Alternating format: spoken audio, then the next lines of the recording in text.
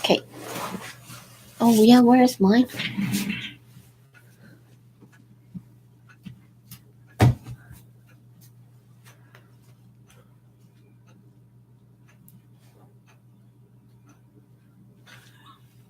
got a red couch. Thunder.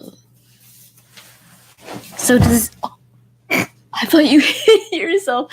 So does like do all my subscribers get a message or something? I think so. Yes. Yay! So I've got to sit up straight and make it look like I've got a toned athletic physique, which I haven't. You're off. Like Arnold, sit like Arnold would. What would Arnold do? What would Arnold do? Yay! Streamergency randomness.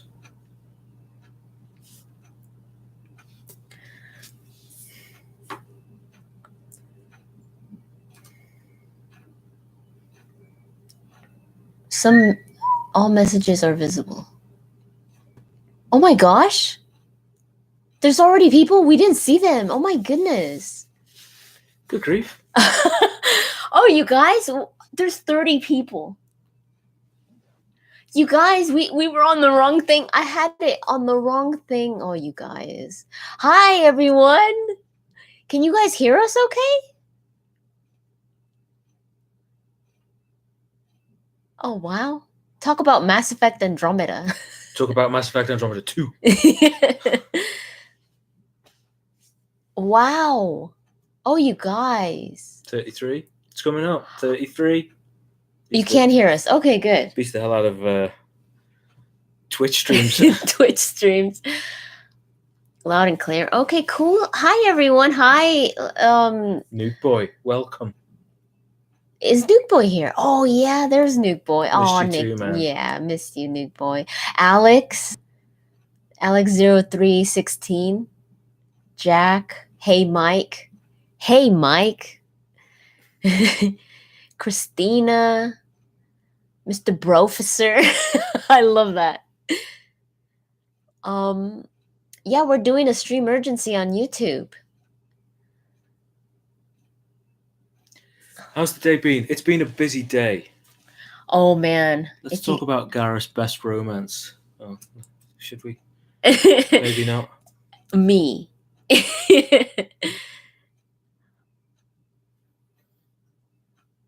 The day has been very good. Yeah. Tell them about the couch. We got a couch. Well, actually, we did have a couch. Now it's red. IKEA was selling something at an 80% discount, so I had to have it, and then it was bright red. It's red like red. Like this red. Like this red. Yeah, it's the Gamer Room D83 couch, but you can sit on it every now and then. Thank you. Thank you. 38 people. My goodness. Goodness gracious. Goodness gracious. Goodness On a gracious. scale of 1 to freezing, how cold is it where you are? It's pretty... It's it's minus 27 right now. Okay, it's Celsius. It's not as bad as it was. No, it's not as cold as it was first thing. It was minus 33. Yeah, and felt like minus earlier. 39. Yeah.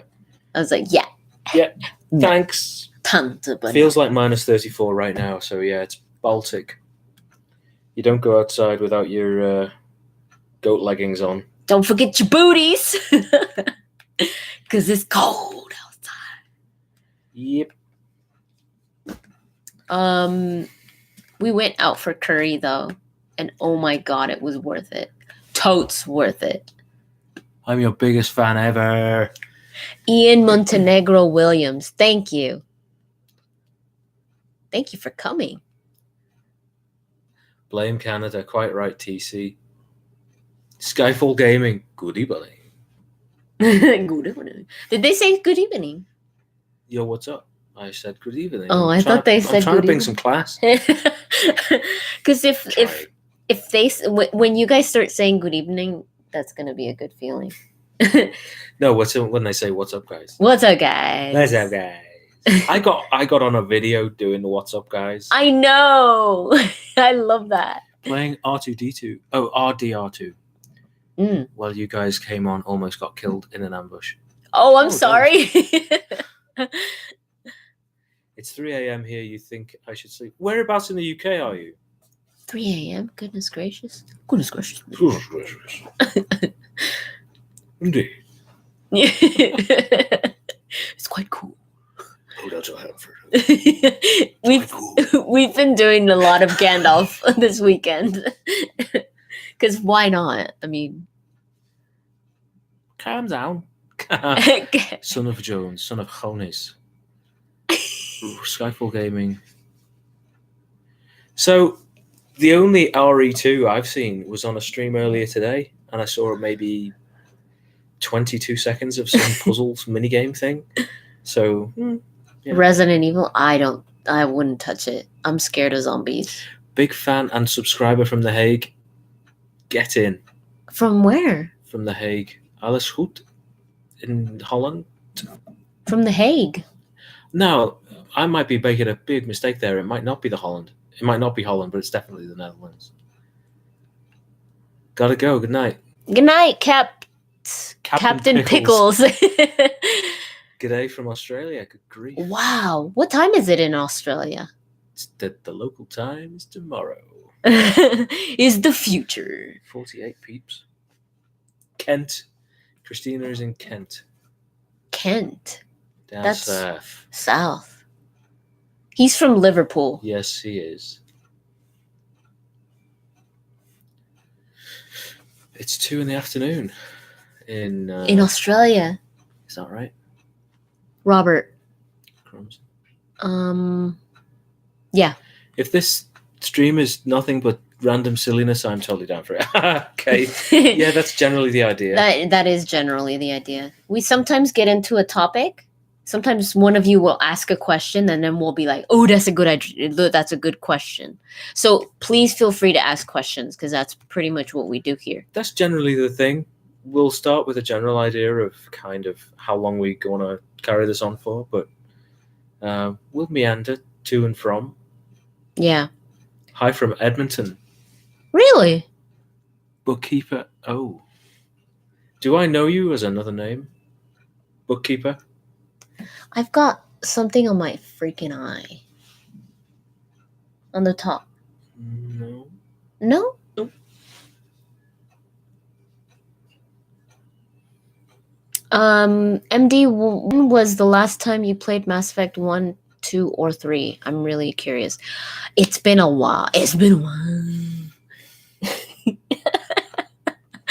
It's been a long time, actually. I would love to play the whole trilogy again. I think that would be really cool. But yeah, I think it's been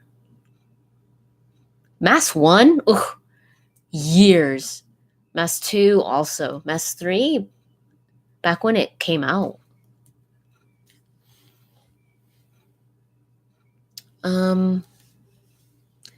Which is better, video games that throw you right into the action like DAI or take time to set up the backstory like DAO? That's a good question. Yes, it is. And I feel like we would have different answers, I feel. You like to build the story up first. Talk first, action later.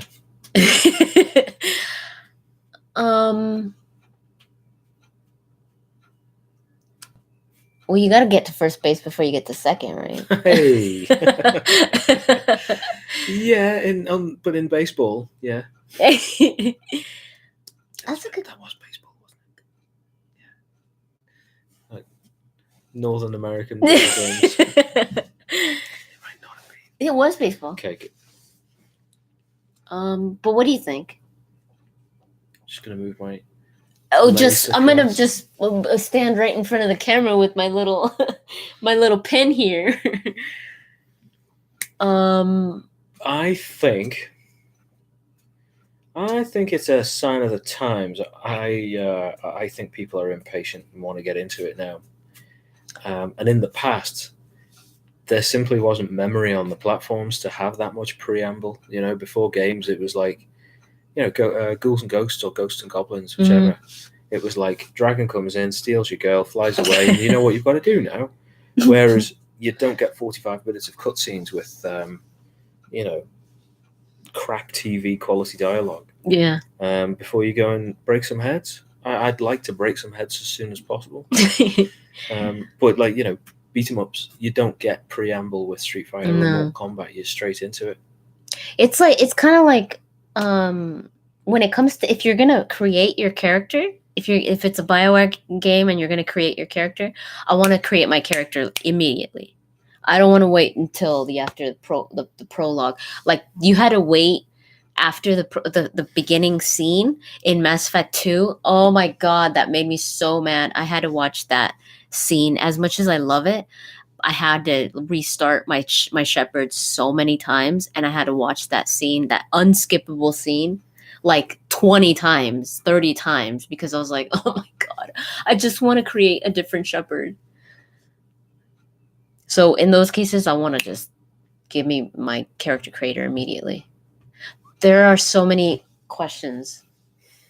Let me go back here. There are so many questions. Can I get a bit of a leg up by looking at the YouTube? Yes. Okay, I'm going back to read some of your guys' questions because I want to include you all.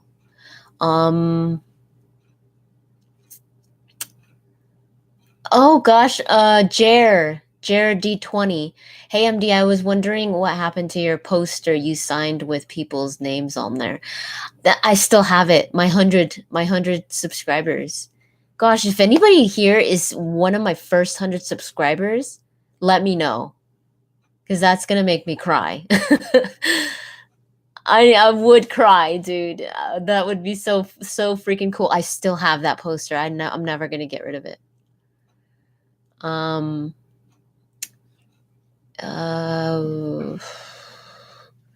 I saw your video on DLC and was wondering your thoughts on prequel DLC, says Lady Lisa. Like the Harley Quinn story pack for Batman Arkham Knight.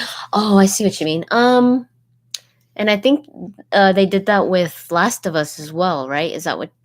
That's what you're talking about? I think it's fine, even if it's prequel DLC. I would play it after I beat the game as well, anyways. But yeah, I think I treat it as the same. I would treat it the same. Can you see it on there? I can see it on here. Oh, good. But I don't want to be kind of staring downwards. I'll do my best.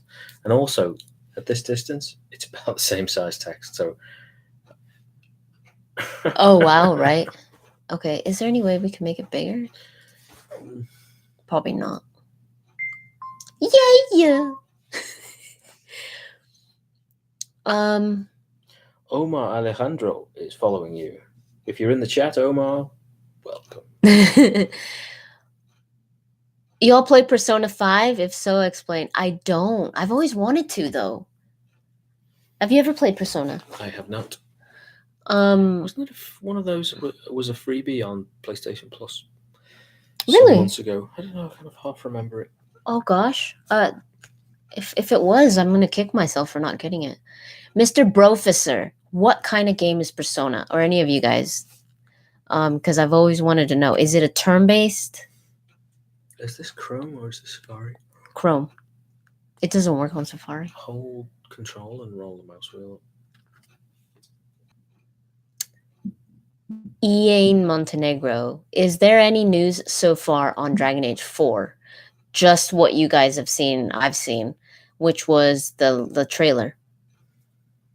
The teaser that we saw. When was that teaser? Dragon Age 3 all day. I know, Inquisition. I miss Inquisition.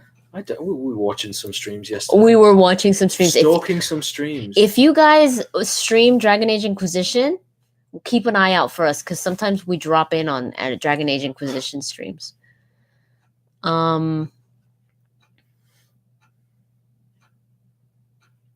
Or let us know. Gosh, if one of you guys ever stream Dragon Age Inquisition and you follow us on Twitter, let us know. Yeah, that's a great idea. Yeah, let us know. Just tell us, I'm gonna stream Dragon Age Inquisition, and we will show up.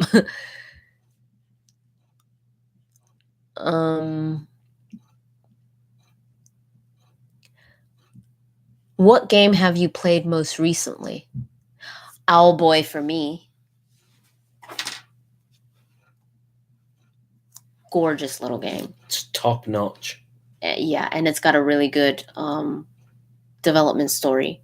I'm making a video on this, so that'll come soon. What was the last game you played? The Golf Club 2019, I think, was the last time I played a game. Really? Well, it was the night before last. You haven't played anything else? Not since. Yes, you have. Hyperlight Drifter. Oh, so the last game that I played was the Golf Club. Oh, okay, you mean like the very, very last one? Yeah, the most recent, because we Right. were playing it, right? I suppose recently, of the games that I can talk about playing, Hyperlight Drifter, hammered Hyperlight Drifter weekend before last. I had a bad cold, and Hyperlight Drifter, if you've never played it, is phenomenal. It's so good. It's a brilliant recovery game. Yeah. What else? Oh, do you know, I played 25 minutes of Jedi Outcast, if any of you can remember Jedi Outcast. I think it came out in about 2002, and it was one of the Jedi Knight Dark Forces games by LucasArts in the 90s. Control was all over the place, but you know, it's got the John Williams soundtrack. It's got Billy D. Williams is playing Lando in it. Oh, really? Yeah, and it's a Star Wars game, so I might just stick with it and see where it goes. Because it's spending time in that universe. I know. I want to play a Star Wars game. I'm so sad that they stopped making that Star Wars game. 2033 or whatever it's called, or 30 something. That one. Yeah. The Uncharted style. Yeah. I'm so sad about that. I want to see a Star Wars game like that. You know, like, did you ever play Shadows of the Empire? N64. God, that was a Was good it game. N64? It was it wasn't Nintendo 64. You guys play Shadows of the Empire? Oh God, that was such a good game. Dash Render. That was his name, right? Dash Render. Dash Render. Excuse me, everybody. I'm waiting for Cyberpunk so bad. Oh my gosh, I'm waiting for Cyberpunk as well. Oh.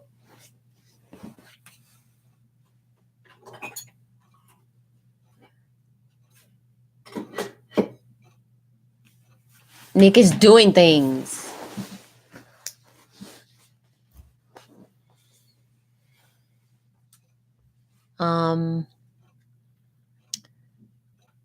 For me, it's been a Christmas tradition that I play the whole trilogy.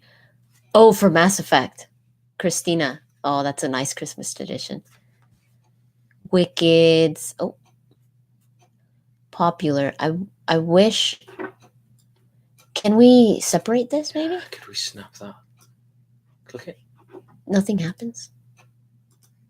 We're trying to put the chat on the big screen. Yeah, we've got a big screen above. You guys can be on the big screen.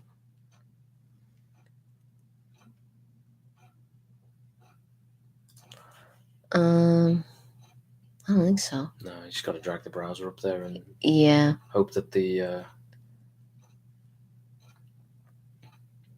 text's bigger. And it is bigger. Is that better? Yeah. I need my glasses though. I'm blinded. Okay.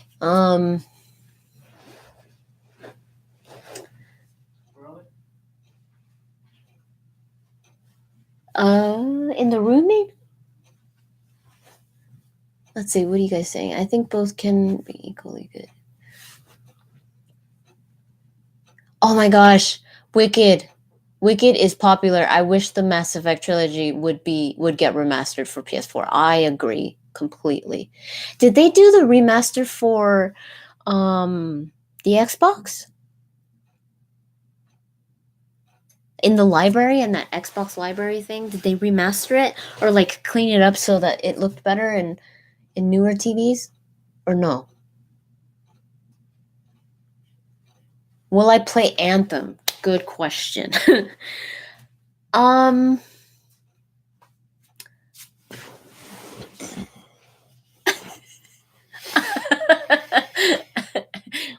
Gloria. It's not a strong prescription, but it's enough to really screw your eyes up. Yeah, no, it's not too strong. I'm not that blind, but it's still blind enough. You know what? Let's put this right here. So we could chillax, you know? Will you play Anthem? I think I will. You got a giveaway coming up.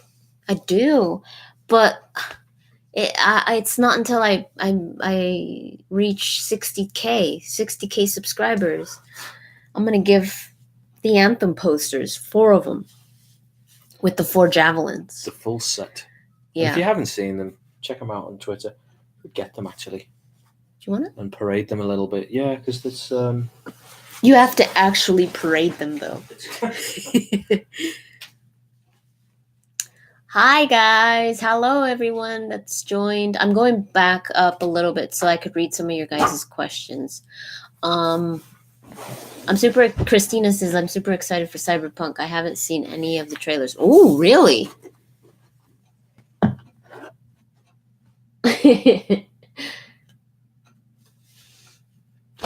Oh, you want me to hold it? You want me to do work?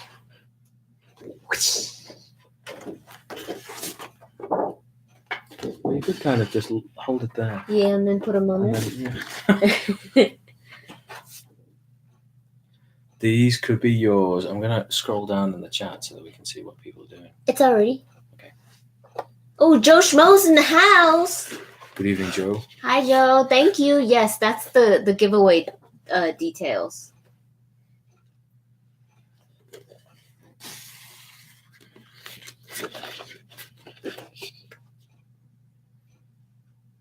The full set, which is pretty rare, all at once. Hi, Jesse Moreno. Yes, they are. They are pretty cool looking. And it's like Nick said, they're kind of rare to have all 4 of them. How can I get a pin? So, both of these things rely on people subscribing and backing. So, because it takes money. Well, there is that, but we've got pins ready, but the pins will come out when you hit 100. 100 patrons on Patreon.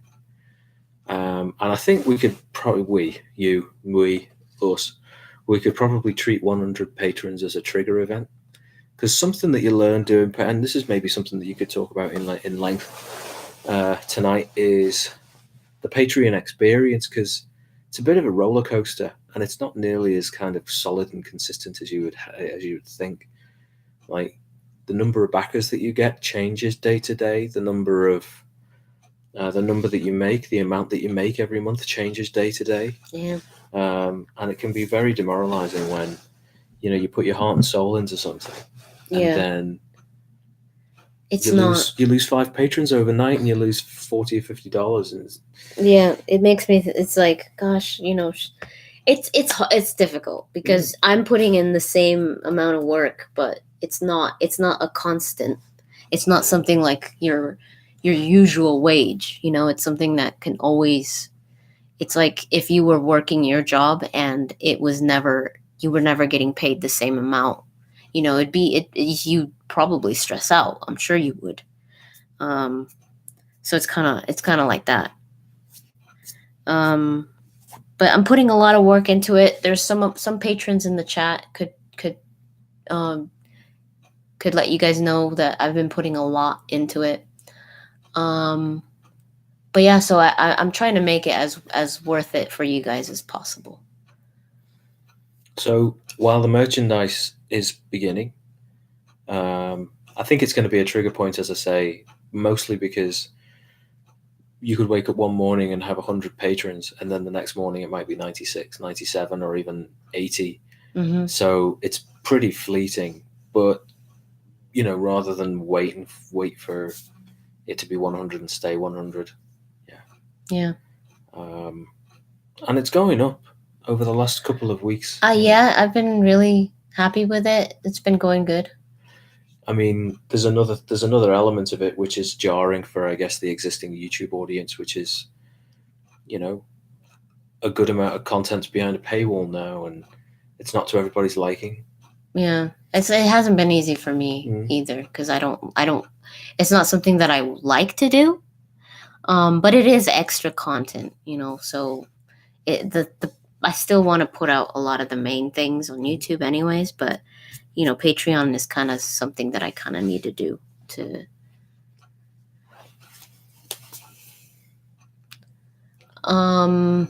Totally buy an MD t-shirt. Oh, listen, this is what I am thinking about this. So there are some t-shirts that I definitely want to make. Like, obviously the one with the logo, right? Well, which logo? I mean, that's a pretty good logo. Yeah, the Studio 83. At least the colored one is. Yeah. Gorgeous. I think I would really love good. a t-shirt. A Reglan t-shirt. Yeah. That kind of baseball t-shirt, black sleeves, white top. Yeah. But it's coming. But I also want a "What's up, guys?" Oh, maybe like a Reglan or something like that. It says "What's up, guys," and on the back it's the 83, like as if it was a team. Nice. Oh yeah, Studio 83, and then Studio 83 in the back. I don't know. We'll think about it. But I also want to. I want a shirt. Does that guy work for BioWare? Not anymore. I worked for BioWare for, let's see, 6.5 years and resigned last August. And I work for a different company now. But I was there for...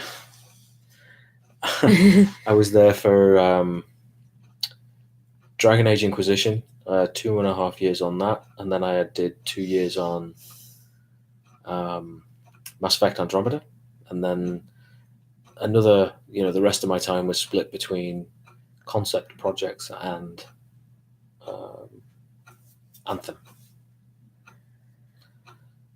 And now I'm involved with a totally different crew on a totally different company and a totally different project. And life's good.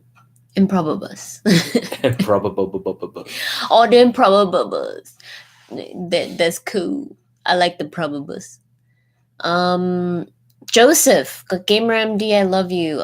Thank you. I love you too. Been watching since you reacted to the Assassin's Creed 3 announcement trailer. Oh gosh. That was a long time ago. Assassin's Creed 3. Wow. Thank you for sticking with me, Joseph. That's real cool. I literally need a cushion with Charlie's face on it. Oh, me too. Actually, I do have one. You've seen it, right? Oh, and Charlie lays down on it. It's his favorite. Maybe because he's like, oh, that's a handsome young man right there. Stan Zito, can a good shader do the job of a ray tracing engine? Well, of course.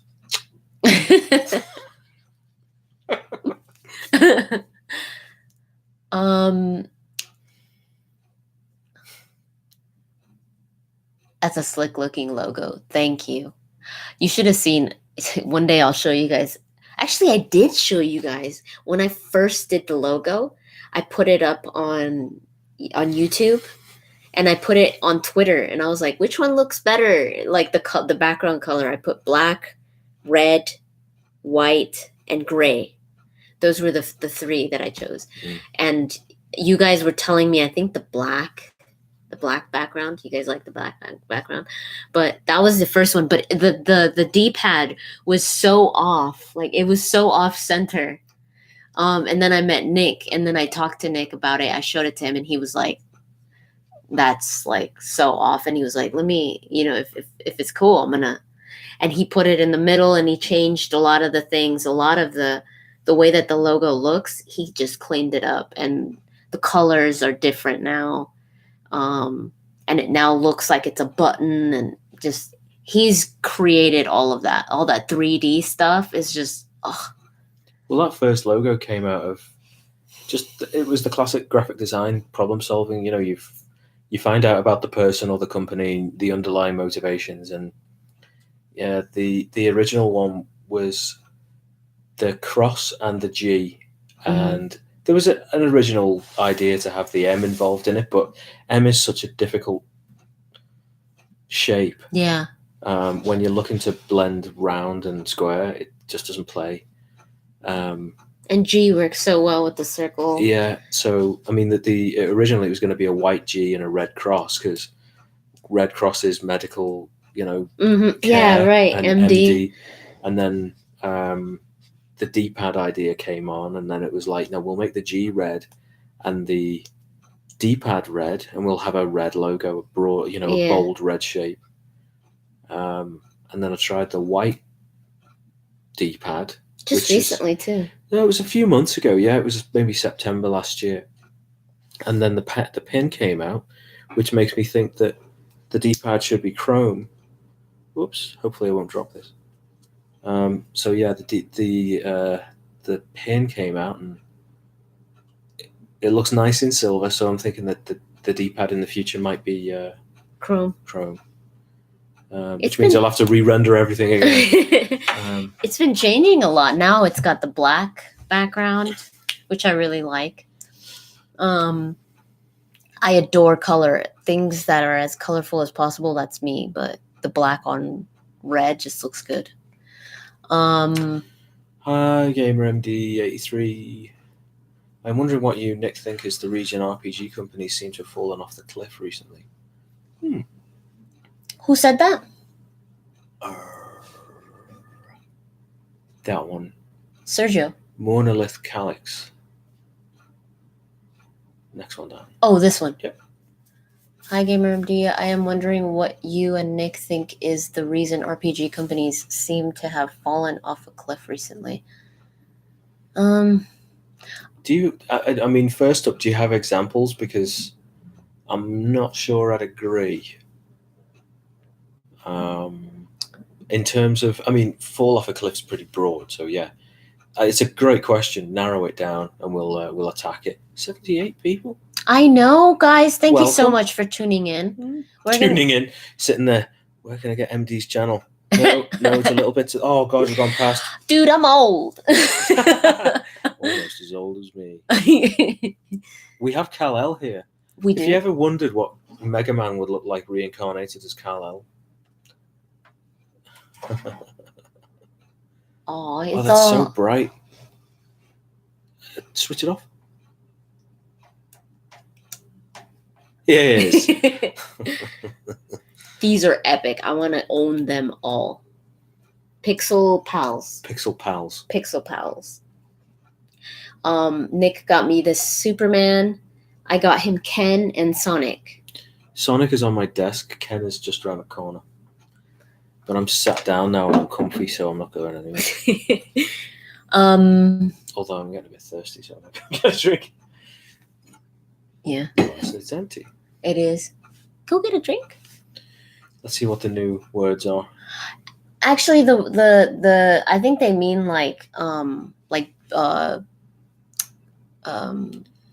BioWare. Because Anthem isn't really an RPG. Yeah, and I left. And I mean, I was winding down to leave a couple of months before I did, and I kind of missed out on the game taking shape, at least taking shape into what shipped. Yeah. And a lot of those things can be and are left until the last, half year of development, and then it comes together. The stuff that I'm interested in and I'm bothered about with game development is art production, what art looks like holistically, how it performs, how far we can push various elements of it, what we can use artwork to show in terms of gameplay.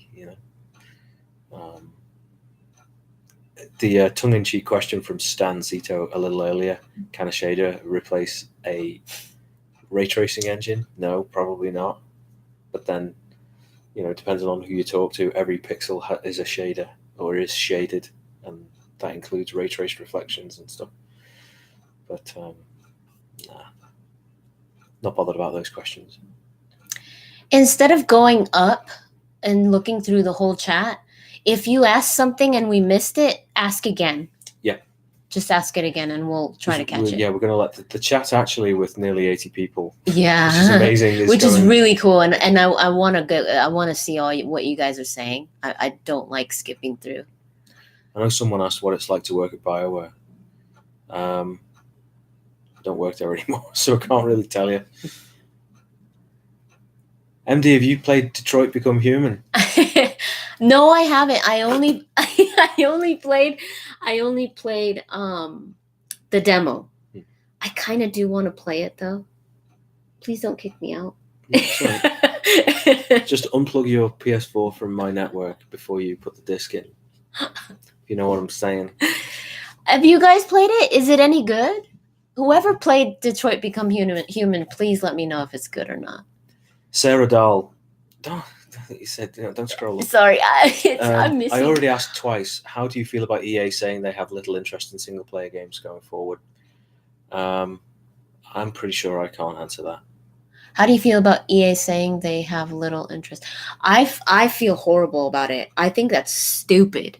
I really, really think that they are focusing too much on the things that have hit big, like Fortnite, Overwatch, those multiplayers. And they think that multiplayer is where the money's at.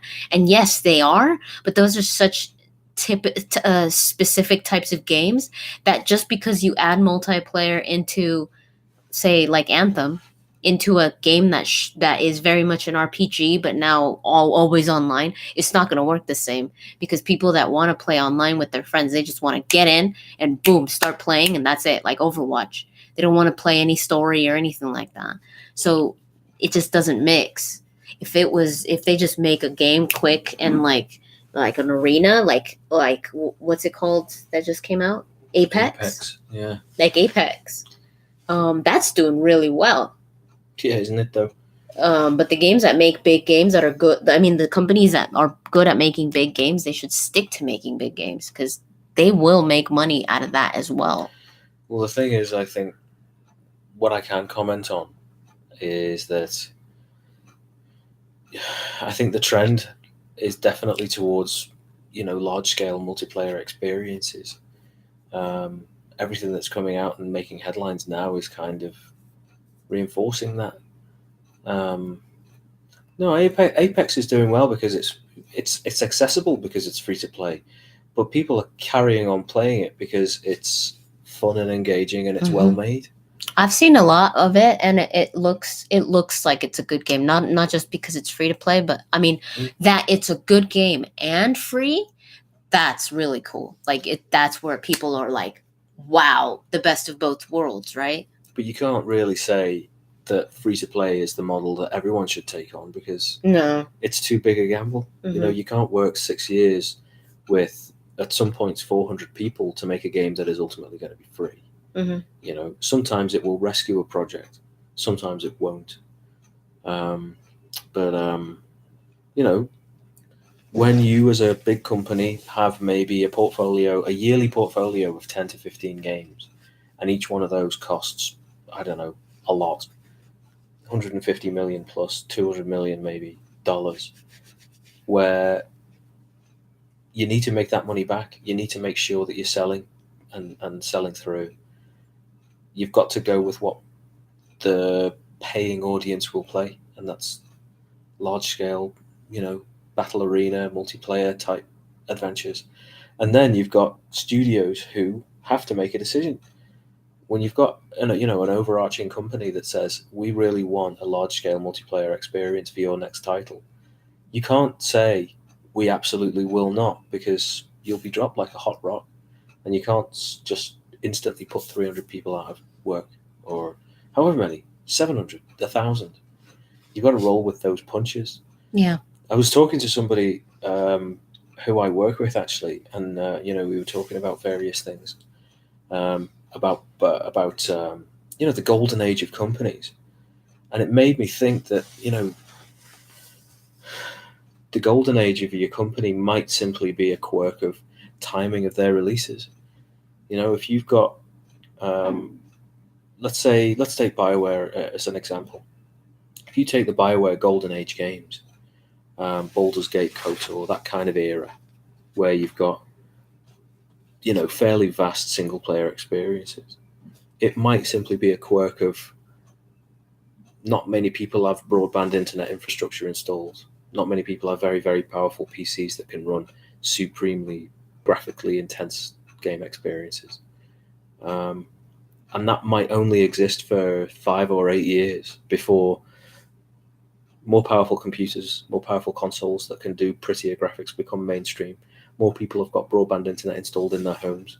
Mm-hmm. And don't forget also, the percentage of people that play video games, as in home consoles, premium stuff, is small when you consider it against the population of countries.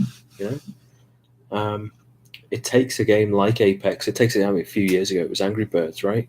It takes a special game, a special event, to actually get people into games that weren't, and it's not going to be the kind of inaccessible stuff like large-scale role-playing games. The market's just, while it's vibrant for RPGs, it just doesn't stack up against the Overwatches and that kind of stuff. So RPGs, they kind of just, they're there for a specific type of gamer. Yeah.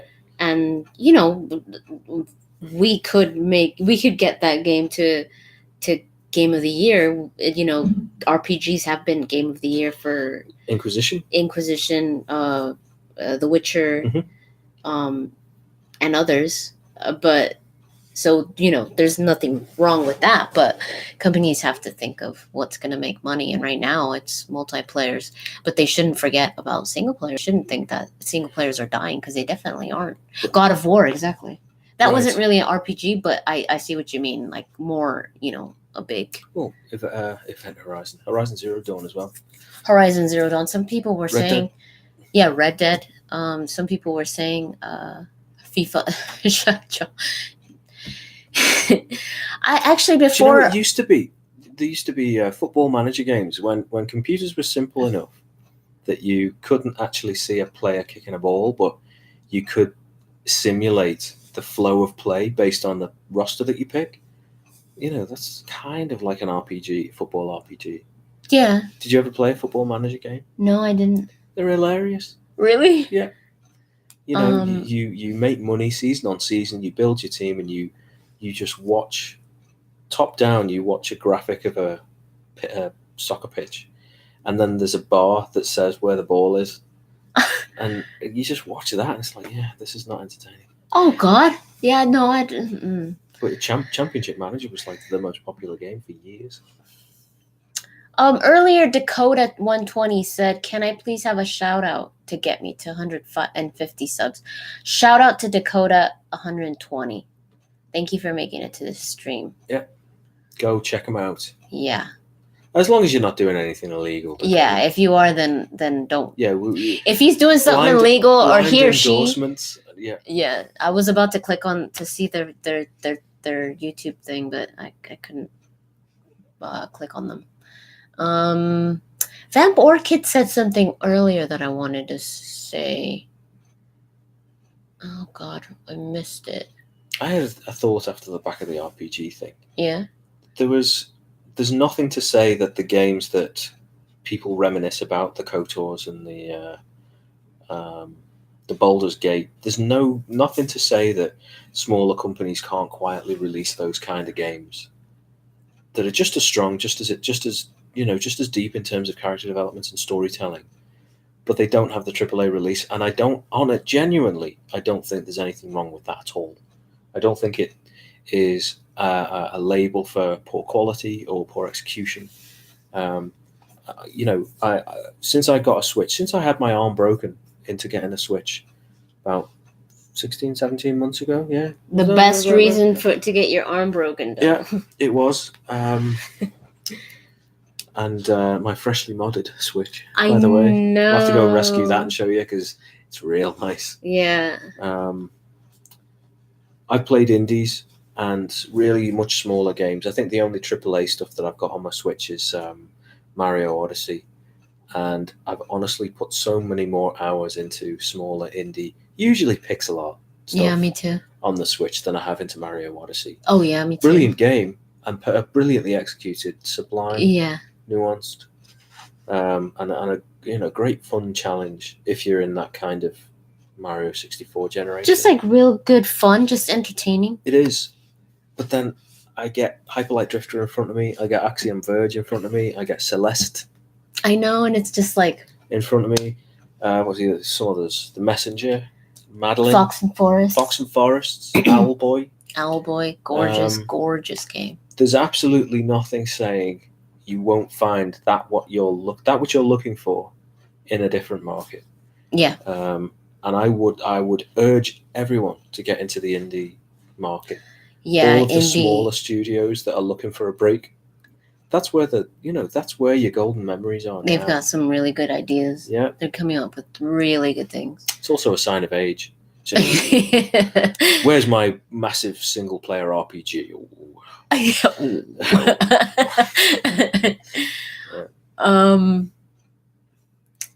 Oh gosh, you guys, I'm so sorry if we're missing your guys' question. Keep asking them, even if it's like put on there, this is the fourth time I've asked, and we'll look at those. What about Zelda? I have Zelda. Nick and MD, please start a game development company. Dude, let's do it. Like we haven't thought of that before. I'm gonna get a drink. We have actually thought about it. That would be good. You'd be all the art on the art end. Yeah. And everything else, and I'll do the writing. I'm good, thank you. Hi everyone. I've seen some people say hey. Chris Merced CM. Hello everyone. Hello from someone said from Ecuador, I think. Yeah. Hi Cesar Paladines. Greetings from Ecuador. Thank you for showing up. Someone even said from Russia. There was 2 people from Russia. I'm seeing it, you guys. I'm seeing it.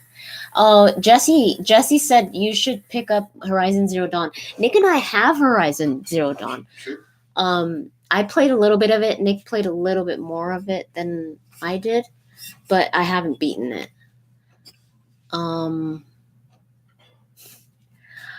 I love having both MD and Nick's insight on stuff. Really interesting. Thank you, Vamp Orchid. Thank you. Sarah Dahl also says, yes, thank you for talking about this. The different perspectives are so important. Did you play Until Dawn? I didn't. Did you? No, we didn't.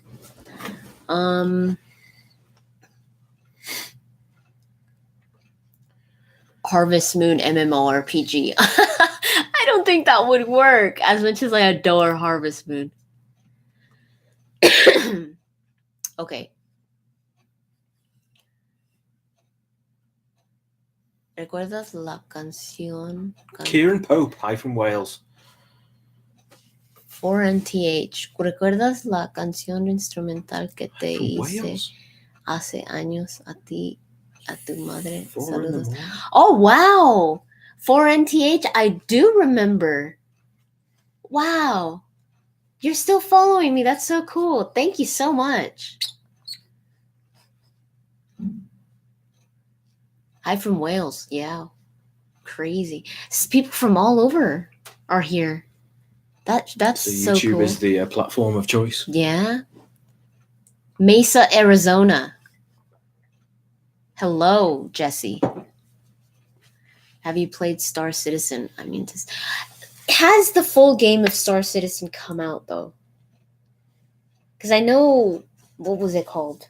The smaller story of Star Citizen? Oh, God, what's it called?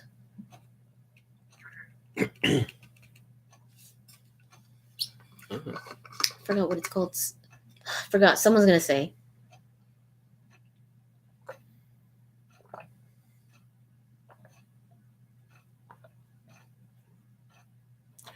Yeah, Game Room DAI actually design t-shirts, water bottles, card decals, and more. If you have specific design in mind for starting your own merch, I could work something out with you.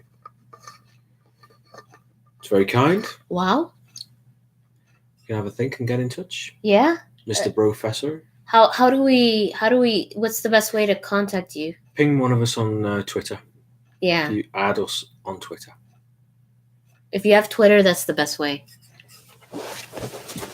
That would be great.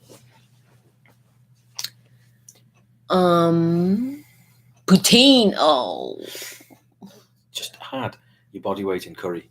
Yeah, but MD, are you familiar with the Star Wars canon controversy where they decanonized the entire expanded universe?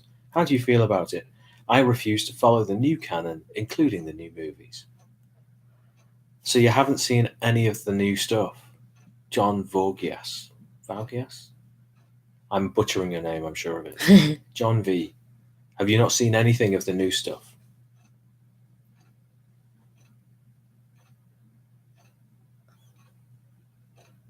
I don't really like that they're getting rid of the extended universe. There was some really good episode stories. 7 and was disgusted. What disgusted you particularly about it? What are your thoughts on the Star Wars sequel trilogy? I feel like Star Wars discussions could have its own session. Oh God, no, Truth. we're both huge Star Wars fans. So if you guys want to talk Star Wars, It's coming. I mean, the Death Star is right up there. You see those cracks? Just switch it on.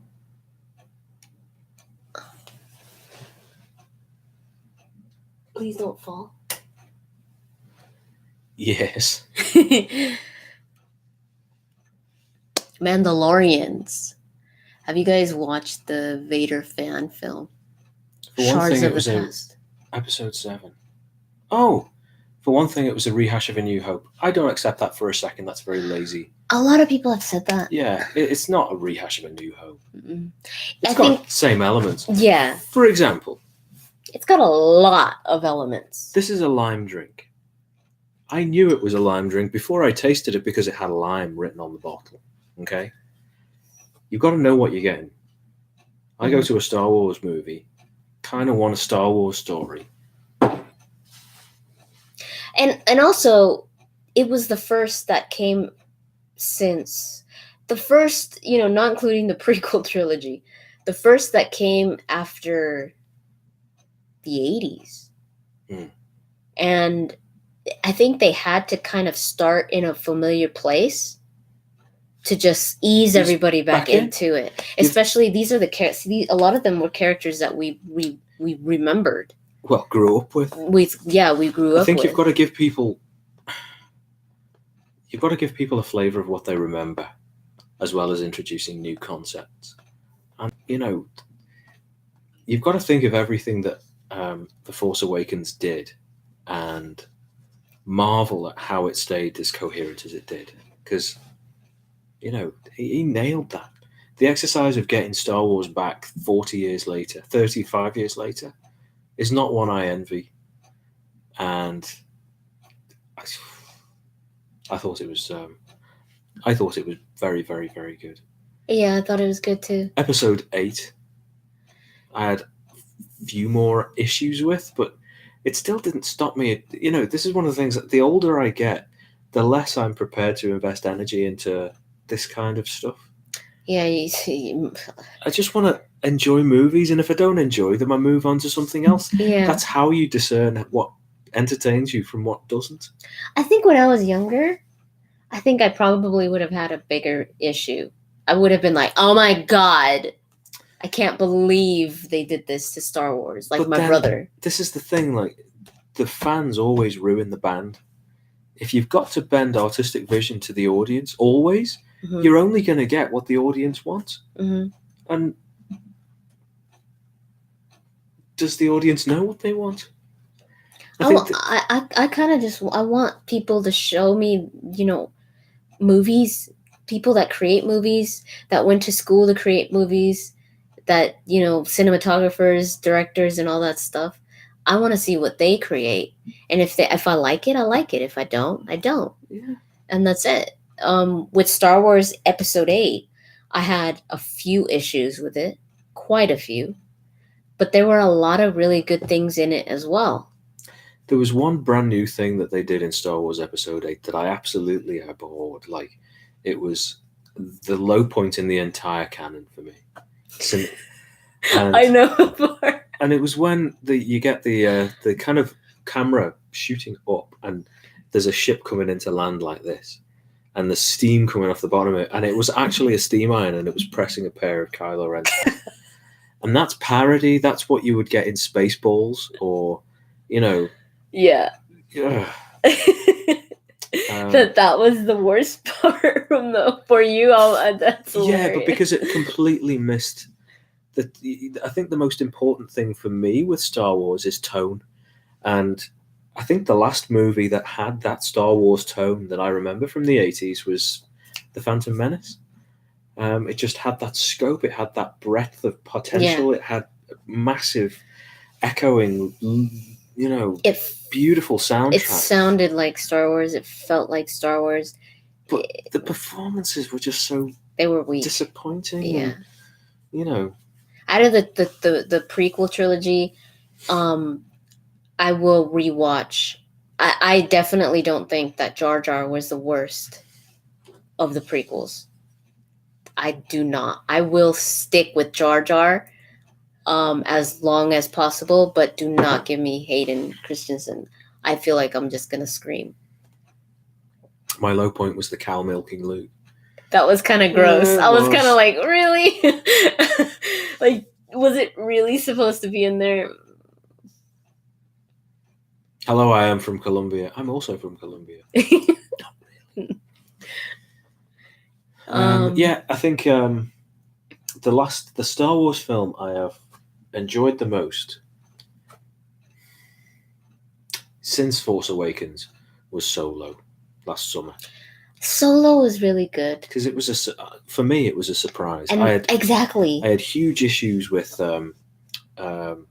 Emmerich, whatever his name is. It's complicated. Yeah, it's complicated. Right. Without having so simple. that would it work. That's what it was. Before seeing the film, I had huge problems with the guy. That guy. Yeah.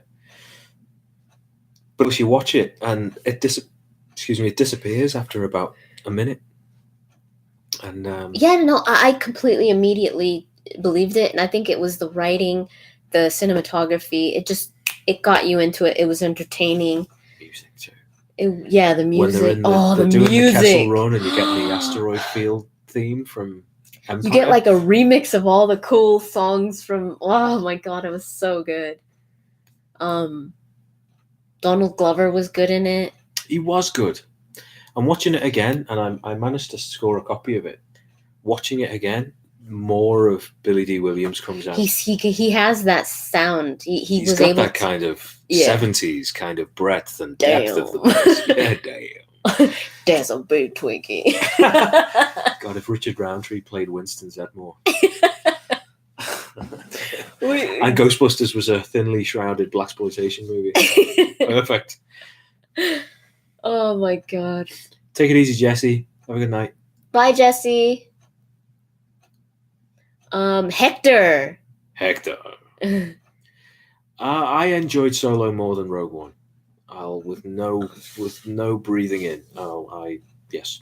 Do you know what I enjoyed most about Solo more than Rogue One was that in Rogue One was great. I love Rogue One, but the thing that always kind of gets to me is that you know how it's going to end. I kind of wanted it to be the Star Wars heist movie, and it kind of wasn't. Yeah. I don't know. I was like, I know no one's going to make it out. I know all these characters are awesome, and now they're going to die at the end. because you just know if you've watched A New Hope, you know what happens. So you kind of just knew.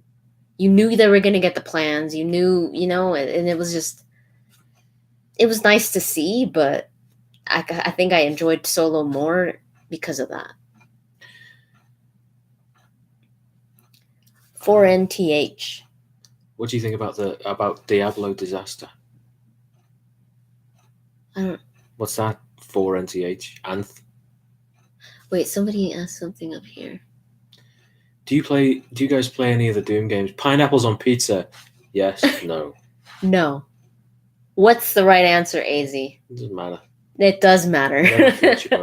When watching The Force Awakens, I just couldn't shake the fact that not only have they gotten rid of previous continuity, but now they were either blindly repeating it or rehashing with all the names changed. Which continuity had they got rid of? Because it was continuity from Jedi. It wasn't continuity from any of the other stories. Because The Force Awakens was the sequel to Return of the Jedi. Take it easy, Vamp. Bye, Vamp. Thanks Thank you. Dropping in.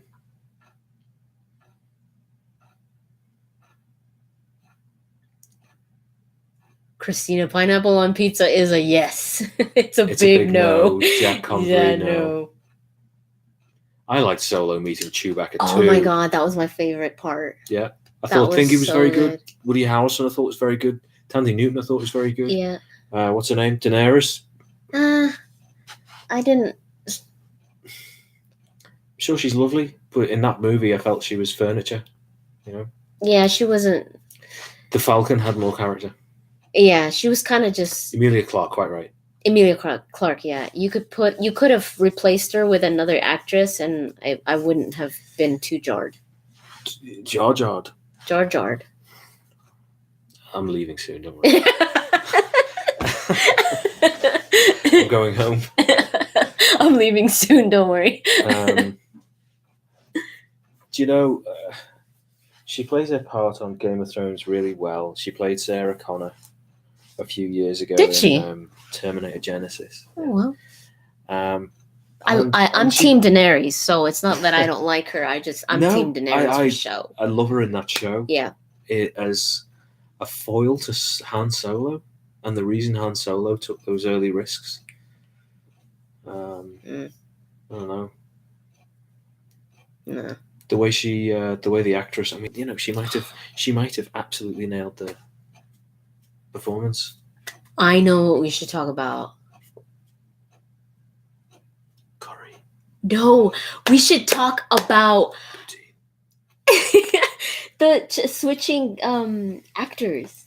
Oh yes. Oh my god, you guys! I think it was John V said the best thing of TFA that you liked was Han Solo playing. Han Solo meeting Chewbacca? No. Harrison Ford playing Han Solo. They said that? Yeah. So, MD and I occasionally have these. They're kind of shared fever dreams. Yeah. Love learning about. See, Stan, my favorite character in the entire entire canon is the Millennium Falcon, and I've tried to get him to say another character, but he always sticks with the Millennium Falcon. And as much as I'm like, come on, you gotta. I just can't not see the Millennium Falcon as a character. You can't. I can't not. Oh no! Yeah, it. True enough. It absolutely is a character. It has so much personality. I mean, look at it. Look at its path in the original film. It's sitting there in the garage. It gets a new passengers. It likes R2-D2 very much. R2 fixes it, but then he gets hijacked, and then he gets brainwashed, and then it's forced into betraying its crew. Tracking unit. And they can follow it and. And the characters give it character as well. Yeah. Like Lando and Chewie and Han. But in Solo, you're quite right. Solo gave the Falcon so much more depth because they used the what was her name, L3 or L2. Yes, that was really cool. It was really good. But yeah, tell the peoples about what we. Oh yeah, so the conversation that occasionally flares up between MD and I is you take iconic movies with iconic characters played by iconic actors and actresses, and then you set about trying your best to recast them, right? Yeah. And it's recast by, if you're playing the game hardcore, it's recast with actors of the period, not with modern actors transplanted into previous. Like you can get Ryan Gosling to play Ben-Hur instead of Charlton Heston, right? It would have been, in those days, 50s, 60s, a very, very young Marlon Brando or Robert Mitchum or something.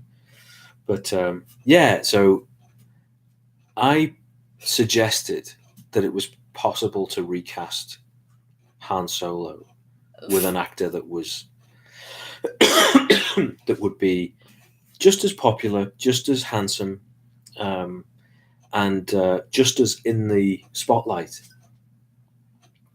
in 1977. And I'm pretty sure he would have charged a hell of a lot more than Harrison Ford did then. And you didn't believe it could be done? I don't, I was like, no. Nobody. I didn't even try to. I tried to think about it a little bit, but then I was like, no. But can you guys think of any replacement for Han Solo that would have nailed it? Where you're like, you know what? I'll accept that. This is Han Solo. Batman comes to mind. Recasting Batman, but Batman's recast every year. Yeah. Leslie Nielsen as Han Solo. It's a ballsy choice, Joe. Keanu Reeves was the perfect cast for John Wick. Yeah, like that type of stuff.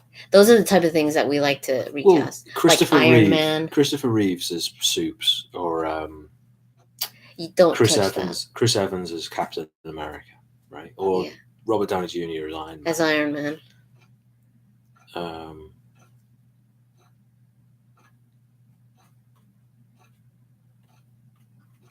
An Unknown was best. I kind of agree, but then I don't agree. My friend Sean would love that suggestion. Cassian. Yeah, he adores Danny DeVito. He's on his Twitter pic, isn't it? Yeah. If you're not familiar with Sean Cassian, go and look for him on Twitter because he's a diamond of a fella. He's nice. An environment artist at BioWare. He's Richard Dean Anderson.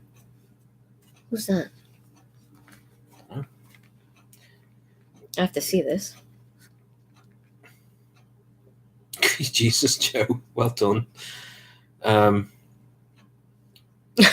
Gosh, on it, Joe. Joe. So there's a perfect example, right? Heath Ledger as Solo. I'd love to see Anthony and Gruber as Han Solo. He should have played him instead of Emmerich. Yeah, whatever his name is. I think so too. Whoopi Goldberg. Yes, I absolutely do. Matt Oxon. I think Sebastian Stan was a closer Luke than Luke. I think he could play it very well. I think his voice would be completely off. You can't really replace Mark Hamill's voice because it's iconic. But an unknown for Han Solo in those days. Richard. Yeah. Now, when we were saying, the liquid brush just nailed it. So that was the suggestion that I had. And I think Jeff Bridges would have been a perfect Han Solo in 1977. That he told me he was like Jeff Bridges, and I was like, actually, there's something in that. I know. I was so prepared to just say no to everything that came out of his mouth because I was like, don't touch Han. But then he said Jeff Bridges, and I was like, oh my God. Because the stuff that he was doing, Jeff Bridges, that he was doing in the mid-70s, late 70s, was great stuff. Yeah. And he wasn't massive yet. Oh, shit, yeah. What was MacGyver and played in Stargate? Yeah, he was MacGyver. That's Richard Dean Anderson, right? Him. Yeah, that's right, yeah. I have to see him when he was young. Firewise. Oh well. Yeah, maybe. Maybe, yeah. I don't know much about him. I'd have to see him acting. See, Jeff Bridges, he had that swagger. He had the kind of, and I think he had better ability to spill a line than. Yeah. Sorry, Harrison, if you're in the chat. You're in the chat. You know he is.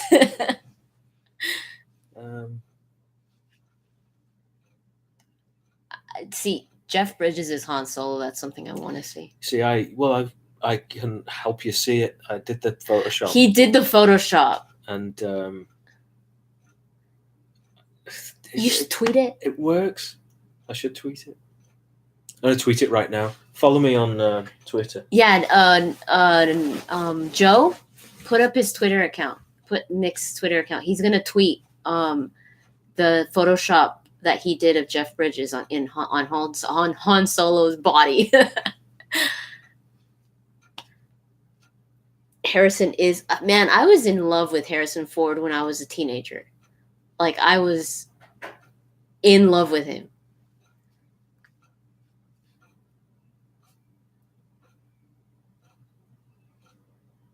Could any voice Morgan other than Claudia Black? Oh God, I'm sure they could, but dude, Claudia Black was like perfect, because she has that raspy, low voice that just suits Morgan so well. Morgan's attitude is my spirit animal. Oh, William Shatner. I like William Shatner. Some actors are just icons, like Mark Hamill as Joker. Nobody does it better.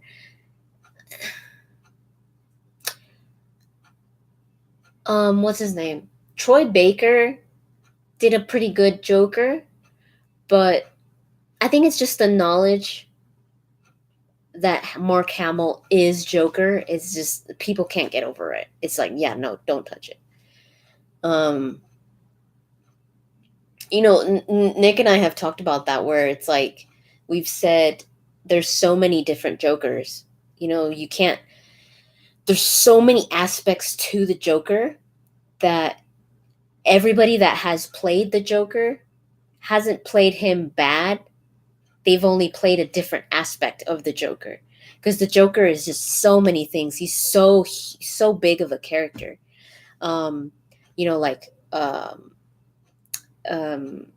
Jack Nicholson was the gangster. Heath Ledger was the psychopath. The the dark psychopath. The one from, what's his name, Leto, he was more of like the punk, the anarchist. I think the anarchist in Joker. But I've always said that I think, now this is because he's basically only played his voice, and I think it's harder to do. He's only acted his voice, and he's acted. Mark Hamill has acted as the Joker for years, so he's been the one that has had most.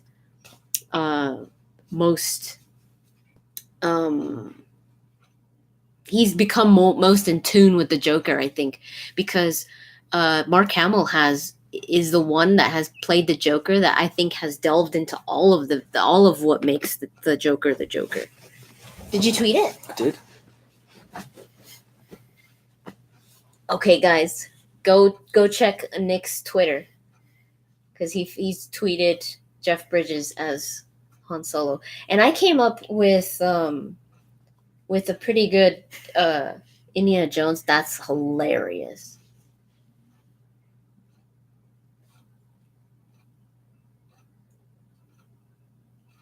It won't focus. Focus. Do the makeup focus.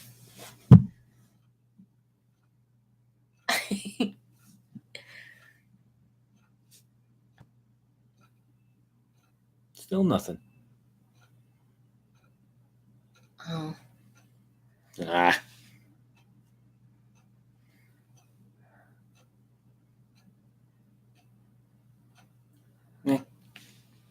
That's just Jeff Bridges' face. Jeff Bridges though. I love Jeff Bridges. The new Lebowski though. Oh, I am all over that. He could totally work as Han, right though? Val Kilmer. It's a Val Kilmer though. DiCaprio as Han. I think he's too short. He's too young. Yeah, he was too young then. Yeah, but his face is too young anyway. Yeah. Even now. Looks like Ricky Fowler. He kind of does. He just has to be a little more tan. Hello, MD, all the way from PR. Puerto Rico. Permanent residency? I've always chosen to believe that Christopher Reeve Superman and Michael Keaton's Batman exist in the same universe. Cute. Oh, yeah. We watched Batman a couple of nights ago. We did, and it's a great movie. If you haven't seen it in the last 12 months, go and watch it right now. Watch it. Well, not right now, but go and watch it soon because it's still really good. It's so good. And, you know, Jack Nicholson as the Joker is brilliant. I love Jack Nicholson as the Joker. He has some of the funniest lines. Yeah. It's so good.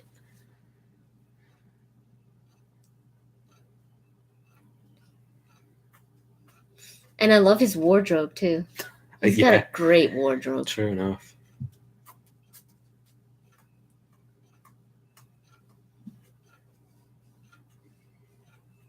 And the soundtrack. Ugh.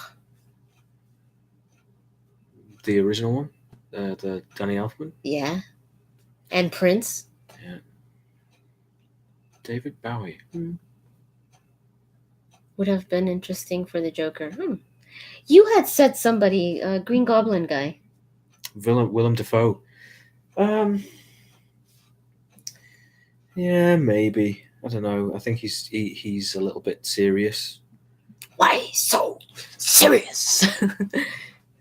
Because you get Jack Nicholson, and it was theatre. I mean, he played it so well. I loved it. And then we were watching the the behind the scenes. Oh yeah. And he's actually like a comic book fan, which yeah. I was like, wow. Jack Nicholson's into it. Yeah. Which is so good. And he said his favorite character in comic books was the Joker. So that he got to play the Joker is just... Oh, yeah, Joaquin Phoenix. Oh, yeah. I'm really looking forward to that. Yeah. I want to see his Joker. A lot of people aren't really excited about it. I like Joaquin. I like Joaquin, I didn't used to, but I really do now. Since watching Inherent Vice and Her, yeah. And what's the other one? The Master. Yeah, he's... The Master? Yeah. Is it good? It's a brilliant performance, I think. Difficult for him to watch. See, I haven't seen Suicide Squad, so I don't know what Jared Leto's like. I don't like anarchist Joker. I don't like Jared Leto. I don't like him either. But I like seeing Joker as like... Joker is far from mature. But he is mature. Does that make sense? Yeah. You know, and Jared Leto just doesn't have that maturity about him. I mean, I like the... But there's... that's interesting because there's different Jokers. Mm-hmm. I don't know. Have you said this already? Yeah, I was telling him that there's different aspects of Joker. Yeah, but I think there's the different... You know, there was Cesar Romero was the prankster, and Jack Nicholson was the gangster. What's his name was the anarchist. Leto. No. You think Thingy. Oh, Heath Ledger. Heath Ledger was absolutely the anarchist. Yeah. Really? I mean, he put bombs on boats and let people sort themselves out. See, I thought I thought that was like a psychopath. No, Thingy's the psychopath. Leto. Yeah. Really? Huh. That's how I read it, anyway. Like the person, the insane, the one in the insane. Okay. Because I think I don't think Heath Ledger's was the psychopath. I think he was too awake. He was had his finger too much on the pulse. He's been out of the asylum for long enough. Even if he was in one, I mean, that wasn't described. Right. He was always the Joker. He was never the other guy. Okay. Yeah, I can see that. He He is is the the asylum. asylum. Nice line. Nice. That's good. I like that. I once had a crazy Star Trek, Star Wars crossover dream where Will Riker abducted Skywalker. Teach him to stand on a rock. I love dreams like that. Swing his leg over the backs of chairs. This is how you sit, son. The Riker maneuver. Yeah. I think Joaquin will delve into Joker's mind. I think so too, Nuke Boy. I think he's going to be the. It seems from what we've seen in the teaser, it seems like it's Joker from the carnival, from his carnival days, but definitely like a more not psychopath, but the what's it called?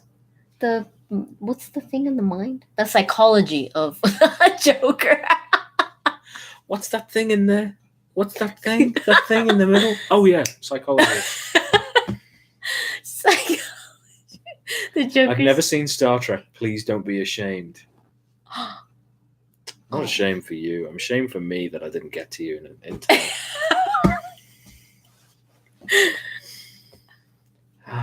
Watch it now, Christina. Watch it. Get into. I hadn't watched it until I met Nick as well, and he got me into. You're welcome, everybody. I started with Next Gen. Watch Next Gen. It's good. Well, I think just to see the growth in it.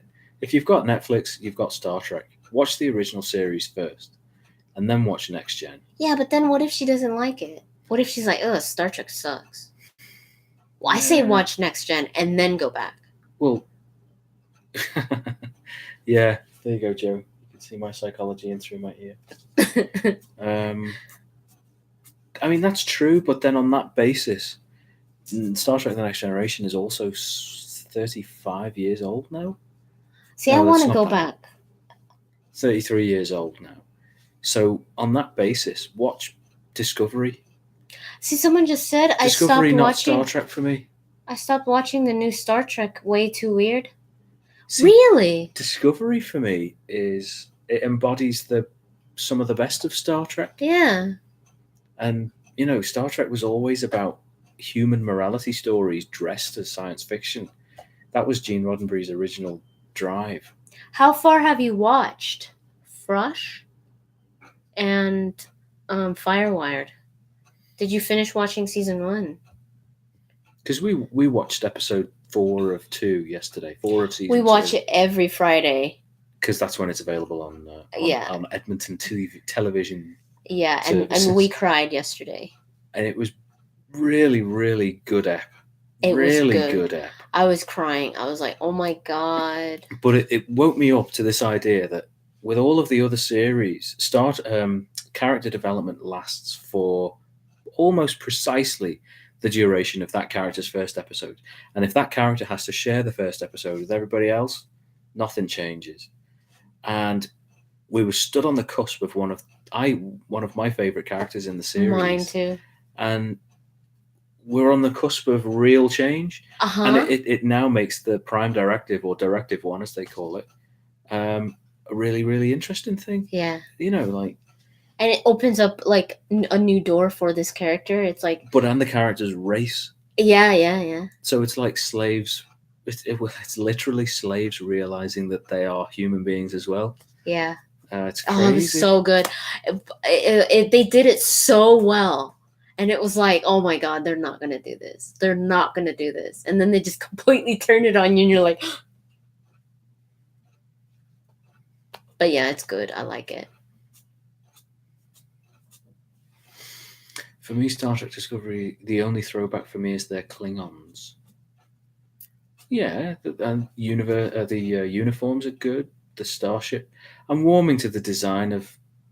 Yeah, Saru's brilliant, Denise. Welcome, Denise. Saru. Oh, is he not the best? And the guy that plays Saru. It's a brilliant holistic performance. The voice is great. the physical acting, the The walk, way he walks. because he's got that kind of swingy He army. goes like, yeah, he swings his arms in the back. It's That so guy good. is brilliant. That guy does a lot of Well, he actually does a lot of full makeup. yeah, but he does Del Toro Yeah, movies. He was in the suit for Shape of the Water. He was the monster. The beast, yeah. And he was Abe Sapien in the suit in Hellboy. Oh, really? He was also that ugly creature in Pan's Labyrinth. That that thing was nasty. He was him, and he just has like he's just really thin and lanky and long limbs. So he just he's been trained. Like he trains to move like aliens and just weird things. So he nailed it. Denise, if we're down to 66 people. Oh, Denise is in here. Oh my god, I didn't see Denise. Yeah, hi, Denise. She was saying earlier, Discovery is the bomb and I love Saru. Yeah. Oh, yeah. Oh my god, I love Saru. And if you haven't checked out Denise's channel, go now. Go check Denise Takes. Denise Takes is great. Thingy, Joe, can you post a link to Denise's info? Yeah. Oh god, Denise, I didn't see you. The character I'm most surprised with is Tilly. Oh, I love Tilly. Because at first it's like, oh my gosh, she's a bit much. But then she becomes part of everything. And I love Thanks, Joe. I also love Stamets. He's got a funny old face. I'll tell you that. But he's a brilliant character. He's a great character. Brilliant. And his relationship was completely throwaway. And it was, it was as much as you want representation in science fiction and mainstream TV, an interracial homosexual relationship, and that it was a throwaway relationship. I was thinking about that yesterday. The whole show has so much representation in it, but it's all natural. Nobody, it's not pushed in your face. I'm using throwaway in the wrong sense. Yeah, it is very natural. It's very natural. It's not very jarring. It's just, you just believe it. It's like, okay, yeah, this is a crew. That's this Michael, her name is Michael. She's a black woman. See, I thought that was again, before I saw it, that bothered me because I didn't want Star Trek to be the vessel for social justice. Yeah. Warriorism, because I don't think, let's not get into the political correctness movement arguments or even the discussion. But I was worried because I didn't want Star Trek to be the vessel of it. Yeah. But then it's always been the vessel of it, and it's always been completely overlooked because people see sci-fi in big neon letters, and then it's, the subtitle to that is, actually, we're the most inclusive TV show that there has ever been, and you can thank us for your understanding and your compassion. And they make it as natural as possible, and it's like, yeah, they're part of the crew because why not? Yeah. It's not like because they need to be more powerful than this. No, it's just like, but I think they're there because they're there. I think, yeah, it goes way beyond why not. Like, not to loop this back to myself or back to the work that I do, but why not is generally, it's a fairly weak excuse for doing anything creative. You get into something through why not, but if you've got to actually solve a problem that matters to people, why not? Just doesn't really cut it. Everyone's there. Everyone has a purpose. Everyone has what I assume is going to be a 5-season long story arc and character development. If Saru, in the middle of season 2, is just about to put his life and his experience of the world and the universe into first gear for the first time, I think that's a brilliant thing. Yeah. If he's been afraid his entire life, and now he's realizing that he's actually something, he's going to be an amazing admiral. Yeah. I love it so much. But, and like half of the crew, half of the bridge, more than half is all women. Yeah, there is that. Yeah. And I've never found it. They've never shoved it in your face. It's never been jarring. It's never been like what. They've never put too much attention on it. It's just they're there. They do their job and that's it. There's the girl with the shaved head and the Yeah, ocular implant, and there's the black girl, and yeah. there's And the then android girl. the android, yeah, And that then there's looks Michael. like a girl, yeah. And then there's Tilly. Yeah. And they're all great characters. Yeah, the gender doesn't matter. Mm-mm. It's very good. Bye, Take it easy, Patrick Patrick. Andrews. The Expanse. Oh, I've been wanting to watch The Expanse. I've heard really good things about it. It kind of reminds me of like Mass Effect or something. I'm not fond of the warp effect. Do you mean the jump effect? Where the ship spins around and it just disappears down? With Stamets. Yeah. Stamets. The mushroom jump. The spores. Yeah. The mycelial network. Because See, their warp effect's pretty much the same as every other warp effect. It's just like... Mm-hmm.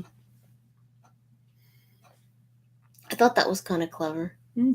The spores. I really like when they had to get the map of the thing, and then Stamets had to keep jumping and the ship just kept going, and it was really cool.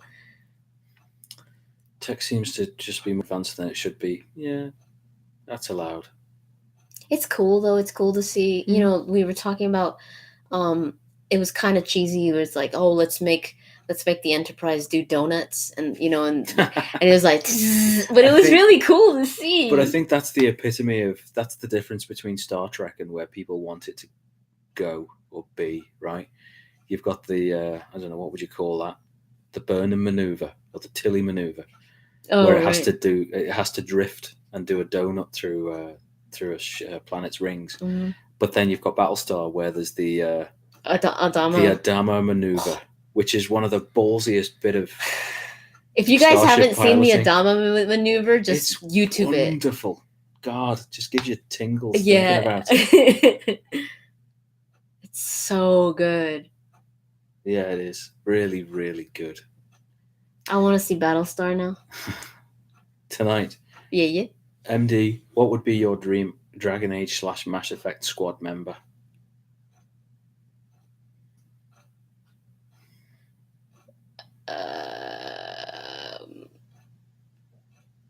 From the existing ones? Or like a new one? If I were to create one?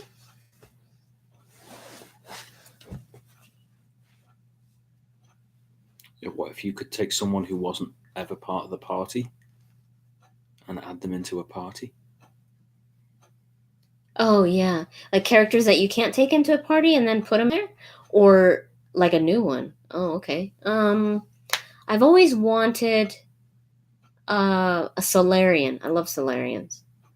I've always wanted a Solarian for Mass Effect.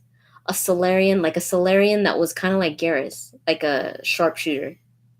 I think that'd be really cool. A Solarian sniper. I'd take him everywhere. And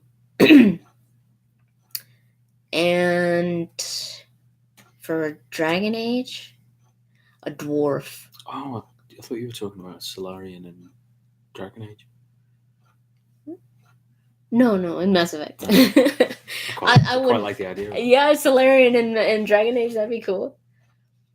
Sort of like Kirihite. Yeah, kind of like that, but more, not as patriotic as Kirihite. More on the, like a bit more, like with a hood, like a bit more invisible. Kirihite was like gun-ho and all that, Subnautica. What is that? Gamer MD and Nick, do you have any thoughts on games such as Subnautica?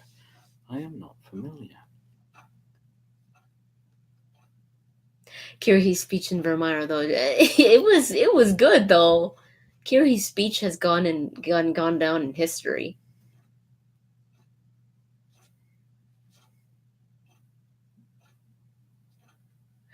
Dagna as a companion, dude.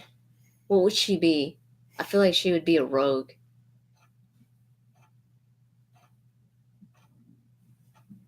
I want Dagna. Yeah, remember Dagna? the little in the. Why do you think she'd be a good mage? But dwarves can't be mages. Why not? They can't wield magic. It's Dragon Age, man. I know.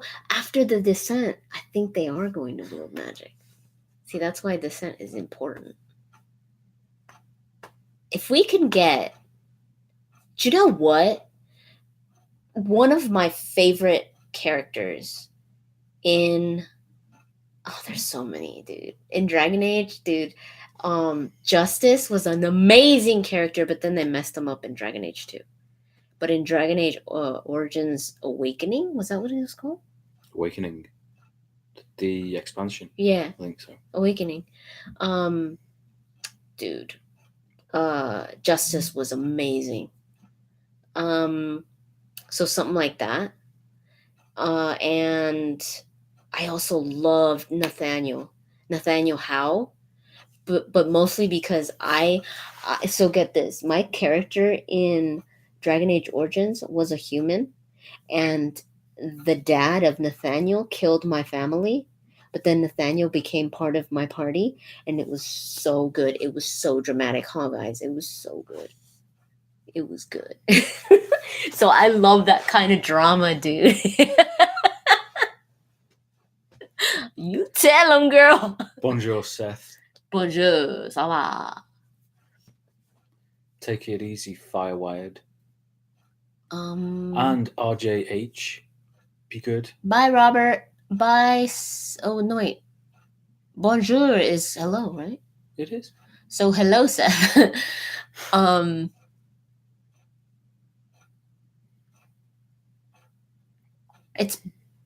What's good night? Isn't it bonsoir? Good evening, yeah. Yeah. Good evening. It's good evening. I still want Varys to be a romance. Varys. Who is Varys? Oh, Who's Varys? Varric. Oh, okay. Yeah, me too, actually, because that Bianca's not good for him.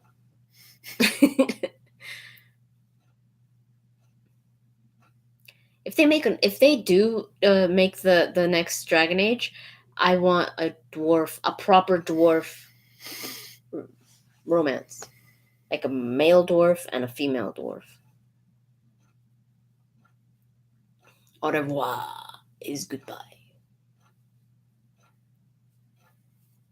Did you guys hear that EA,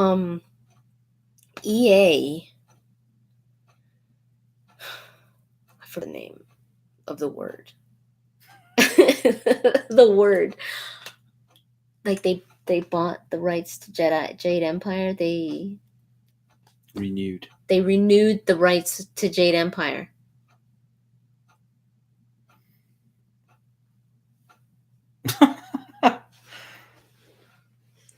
What does that mean? It means that they don't want to let go of it. Yeah, probably. They just want to get people excited. They just want, oh my god! I think there's that line, the fans ruining the band. I think that's where that comes right back into play. It's like, you know what? All they did was renew the lease on an apartment. And everyone goes, yeah. It's like, wow, he's staying there. Wow. Wow. There must be something in the walls or something nearby that is really important.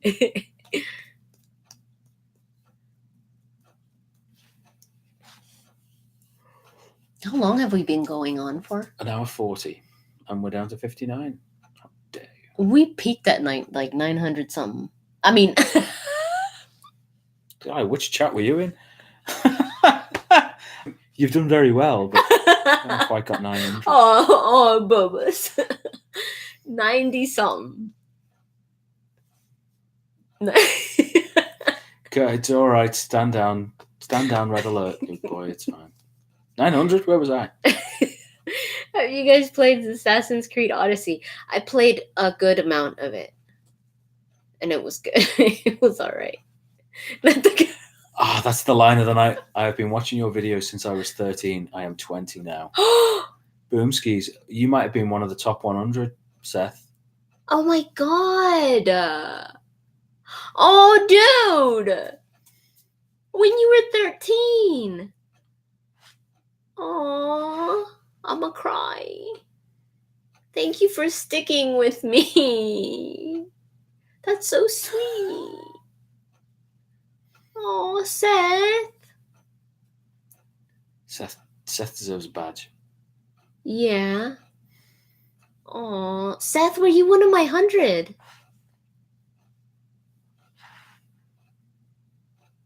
I've been watching since I was 10. I'm 15 now. No. Seriously? Seriously?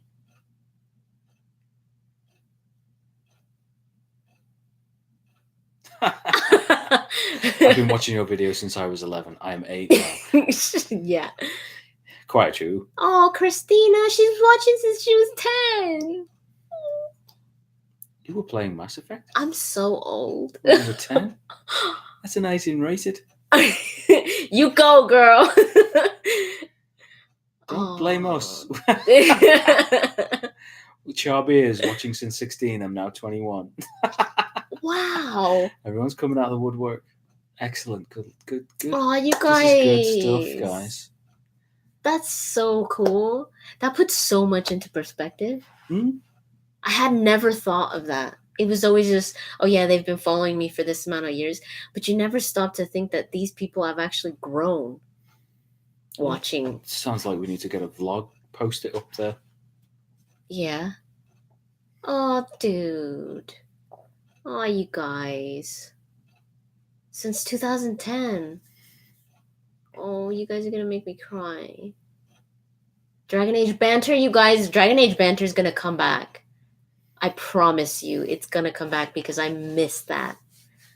I miss banter. We need to have a conference for about 11 seconds. I'm going to mute the mic.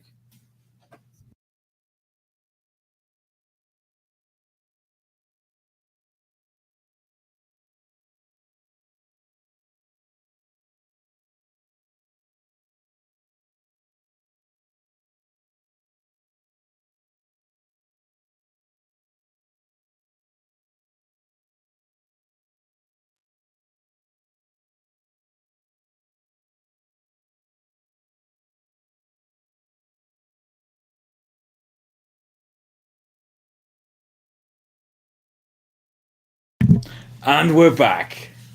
You guys are like, yeah, we heard everything.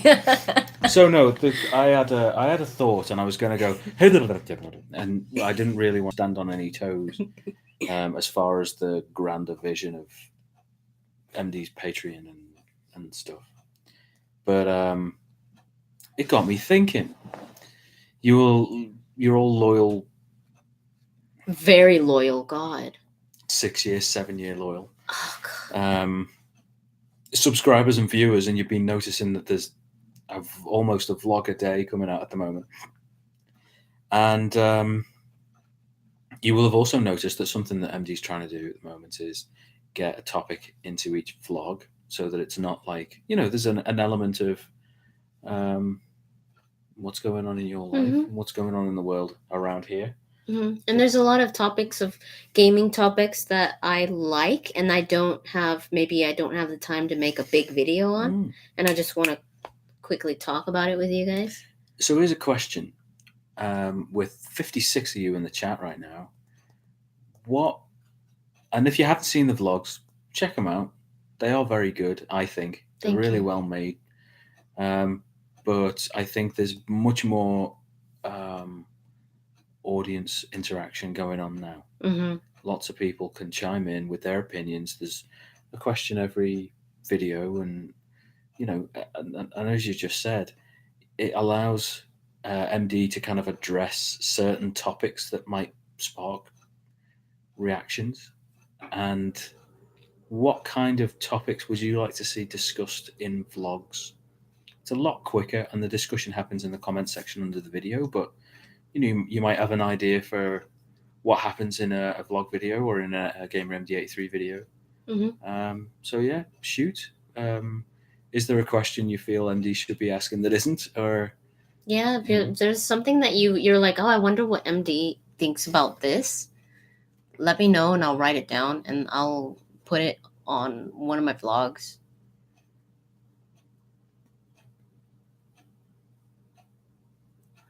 And then remember back in August, I was watching your room tour. God, you saw my room tour. That was so old. And it gave me inspiration to redo mine. Aww. It took me until 5 a.m. to do it, but I watched 6 hours of your video. Oh, no, Nick, I'm gonna cry. Oh, dude. Oh. It's okay, dude. That's so sweet. Oh, Christina. That means so much to me. Like, seriously? Oh. The feels, though. Chantal McClary.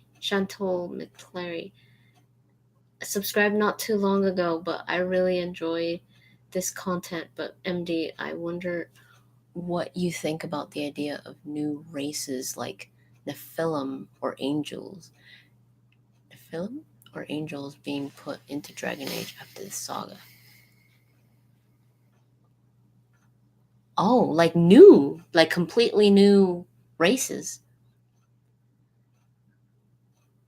I think right now what I'm going to do is all the questions you guys ask, since we're going to be ending soon, I'm going to just write them down for vlogs. Is that cool? If there's something that you guys are like, oh gosh, yeah, do a vlog on this, I'm going to write it down. Oh, Post-its. Oh, yeah.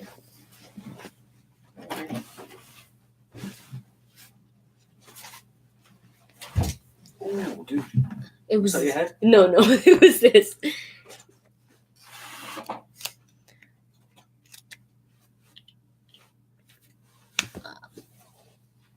Oh, really? Christina, the amount of times I've rewatched your M Days is like a lot. That's so sweet. See, I was worried that my M Days were probably not like some of the ones that you guys would watch too much. You do fantastic game reviews. Those are my favorite. Oh, very cool. I'm I'll going to be come right doing oh, actually I'm going to be releasing the full It's the next one. Yeah, that's gonna be the indie. So I'm covering more games, way more games now. So, as a bit of an insight into what's going on this, Mm-hmm.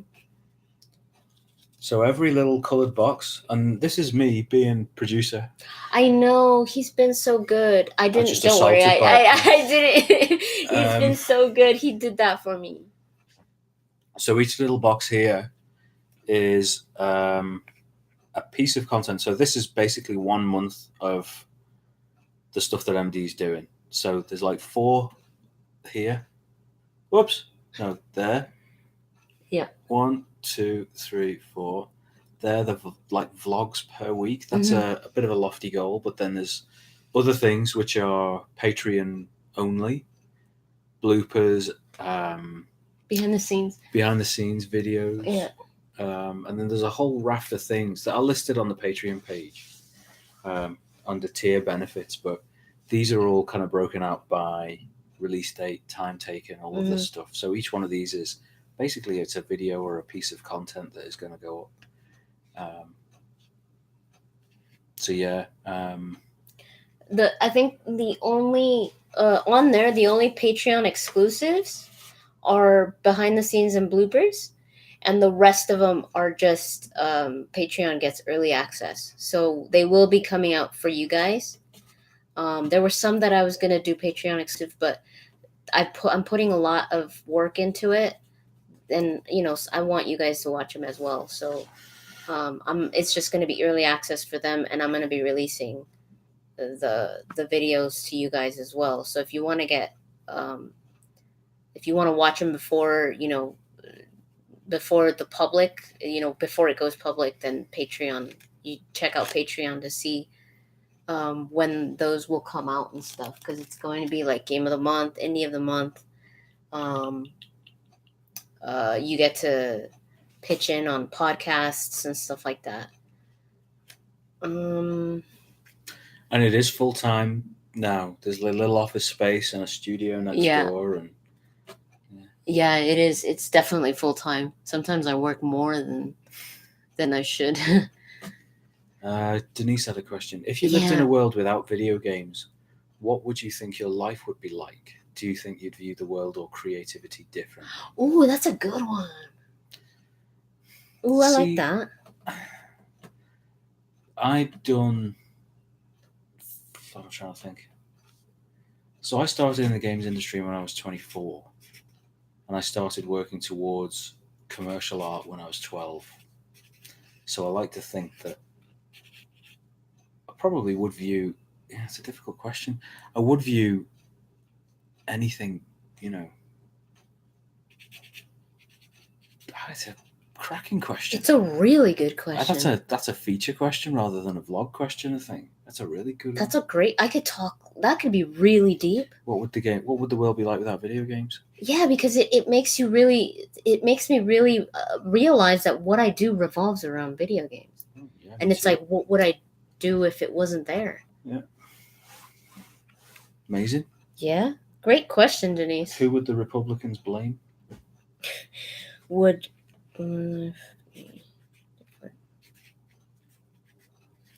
I'd just love to see more of your life. Oh, once it stops being so freaking cold out there, we're gonna go. We walk a lot. We like to walk a lot, so we will walk to places, and I'll take my GoPro and I'll record stuff. But right now, it's Arctic out there. Mm. How do you think video games have shaped and changed the world? Oh my gosh, you guys, I need to catch up. These are really good questions.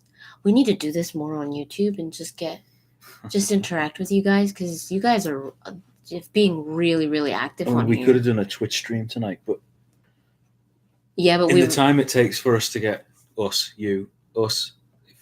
one of the Streamergencies, for the time it takes to get up to whatever it is, 30, 32, I suppose we top out on Twitch. Yeah. We got to 35 in 12 or 13 seconds tonight. Yeah, really fast. Amazing. And we're still at 60. I know. You stay listening to. And we went to 900, over 9,000. It was 9 million. Hi, Erp and Derp. That's us. Excellent. Welcome. Erp and Derp. I'm Erp and that's Derp. I love your username. Oh God, I'm gonna have to. How can video games make the world better, such as games like This War of Mine? How can they help us tackle and interpret complex?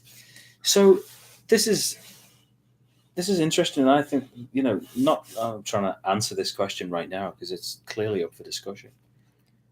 Futuristic retro vibe. Good evening. Hi, futuristic.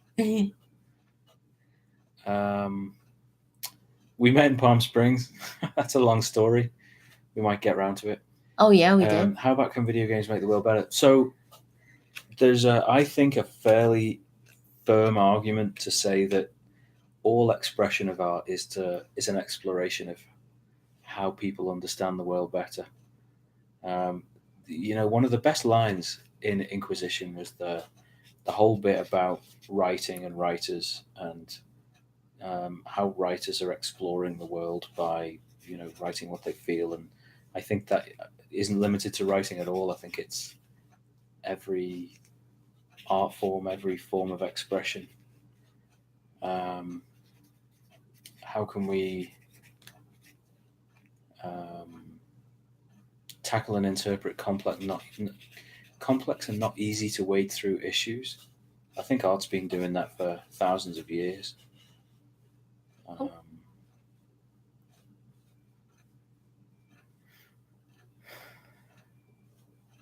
Hidden impact of video games.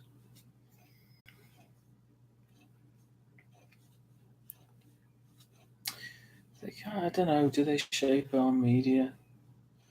I think games have got a lot of growing up to do. I mean, TV and movies are old, aren't they? 120 years of movies and Getting on 100 years for TV. Mm-hmm. Gosh, I will be able to go back through the chat. Do you think? Hellblade has raised awareness on the difficulties of mental health and dealing with loss. Well, What's It was also another one.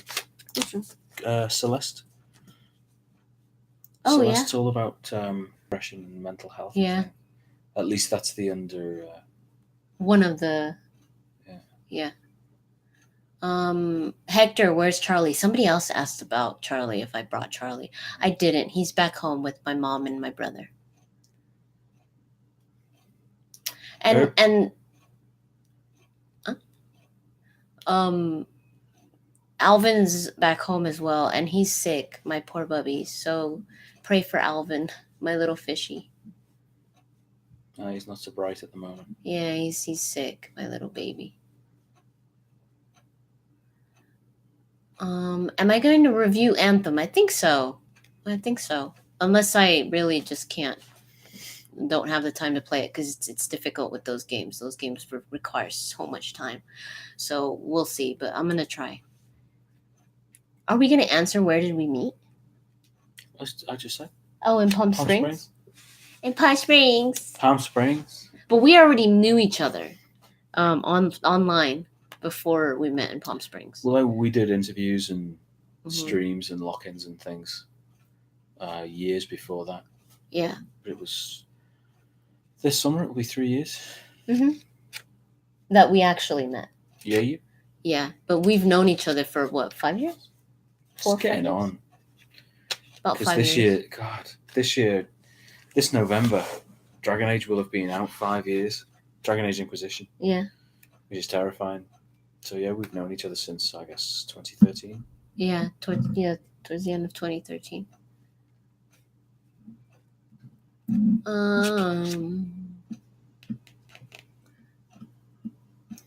MD, because of that M days, I literally want a fish like Alvin.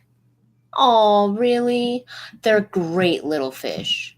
They're like little dogs. And Alvin, I hope he gets better. But he's like a little dog, because every time I would come, I would stand up in next to the glass, and he'd see me and he'd get so excited, and he'd swim over to me, and he would shake like he was wagging his tail. He's so cute. But they've been betas. They have been said to be very much like kind of like dogs. They're very attentive, and they look at you and they follow you, and they're very smart. Joe Schmo 5 Honda Civics. Do you remember that? I do. Remember it clearly.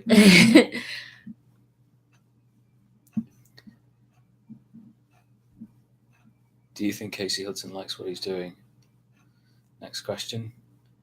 How about the reverse? Why haven't video games grown up? It's an interesting question. Huh. I think... and help us solve cultural issues. What is holding that next evolution back? I think there is clearly a market for that. I don't know. I mean... That's an interesting question. Yeah, because this is questions posed for vlogs. They're really good, deep They're questions. They're great questions. I want to have to stop answering them. And that's not the point. If you want to. Oh, no, I'm not. You should be in my vlog. You could be in my vlog. Yeah, but I've tried that, and it was called Pretentious. Who did? Oh, someone in the chat. They might be in this chat. Never. Nevers. Does his name start with a Joe and end with a Mo? No. It was. I can't remember who it was. But I replied and I said, yeah. Nick. Unapologetically pretentious. See more Nick in vlogs. I'll get him in the vlogs. So, how about the reverse? Why haven't video games grown up and helped us solve cultural issues? I don't think cultural issues...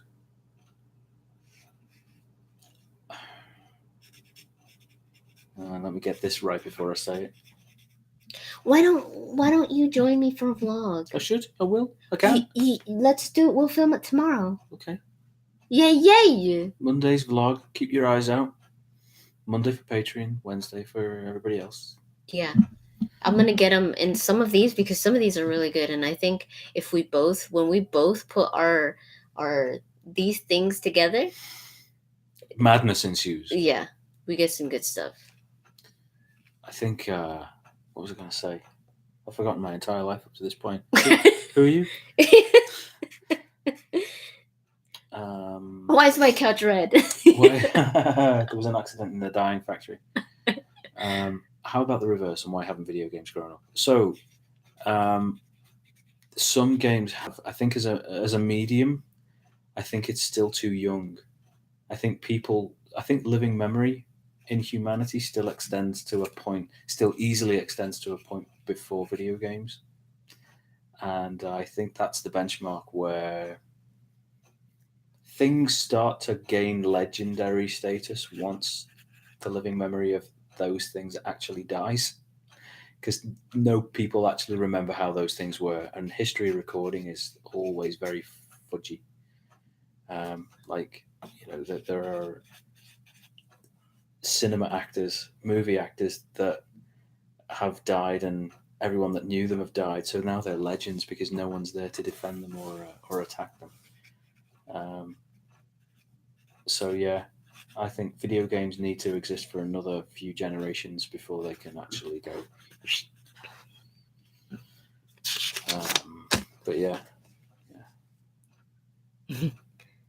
But then the second breath of that little piece, I don't think people should look to art for solving cultural issues. I think art can always give you exposure to cultural issues, and it can be definitely descriptive of them, and it can paint them in very, very good light, very bad light. Depending on how you use your artwork, you can say a billion things. But that's what I think. I think solving cultural issues, I think solutions present themselves organically, and it reaches ahead. Protests, all kinds of movements. That's when the action happens. Video games are still, as I said earlier, very, very small on the landscape, I think. People want to see more reviews. Is that true? Yes, please do it. A reviewer's perspective and then the developers. It's unique. It's something I have never seen. And then Nick needs a YouTube channel. Oh my God, that would be amazing. I would subscribe instantly. I would subscribe to you too. Oh, you're very sweet. Oh. And pretentious. There you go.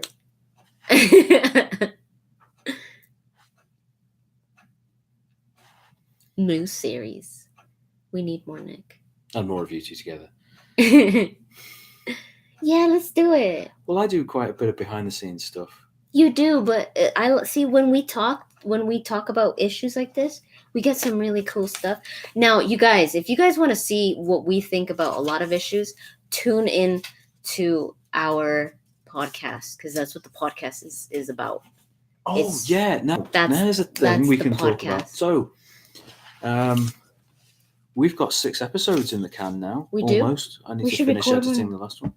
We're going to record one tomorrow. It's podcast day, isn't it? Mm-hmm. Yeah. I think when we get 12, Nick doing Dragon Age, I don't think so.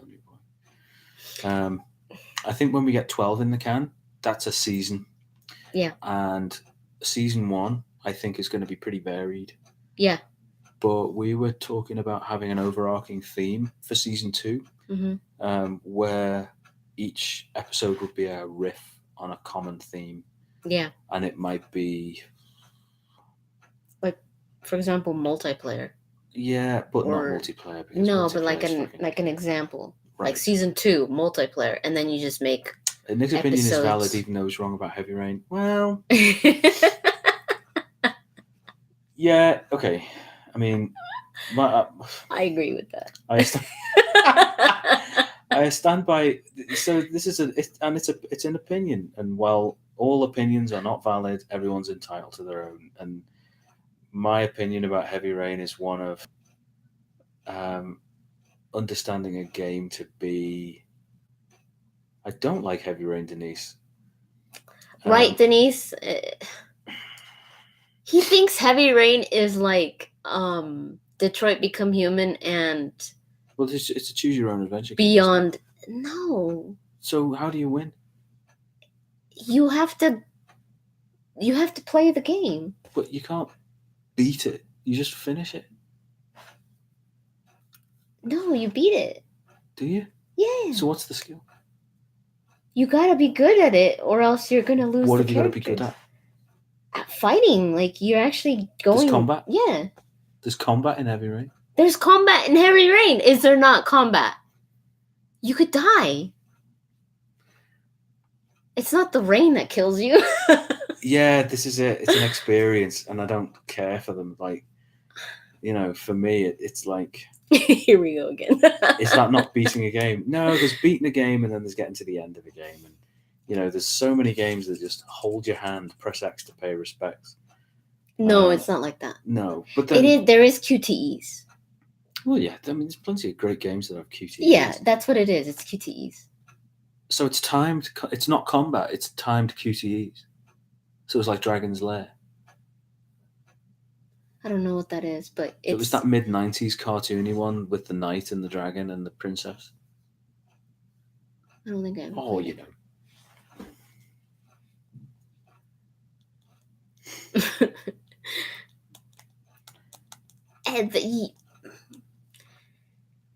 See, I don't really agree that Heavy Rain is an interactive movie. Beyond Two Souls is an interactive movie.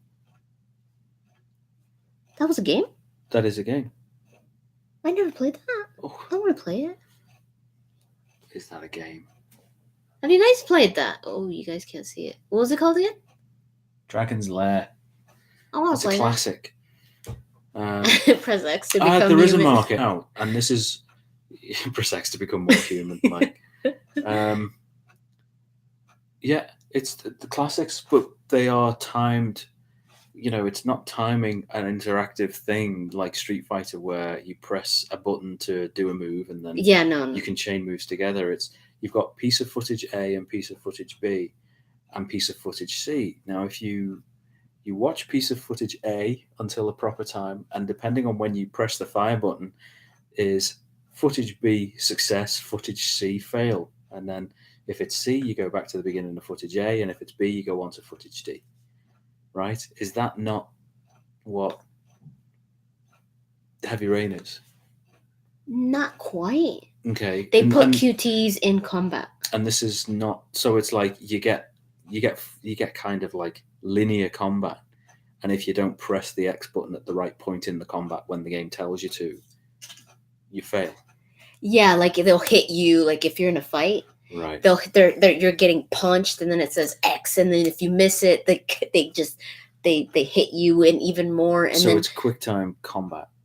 Yeah, quick time combat. Right. Yeah. That see, in Heavy Rain, I mean, Beyond Two Souls wasn't like that. Beyond Two Souls is exactly what you're talking about. Right.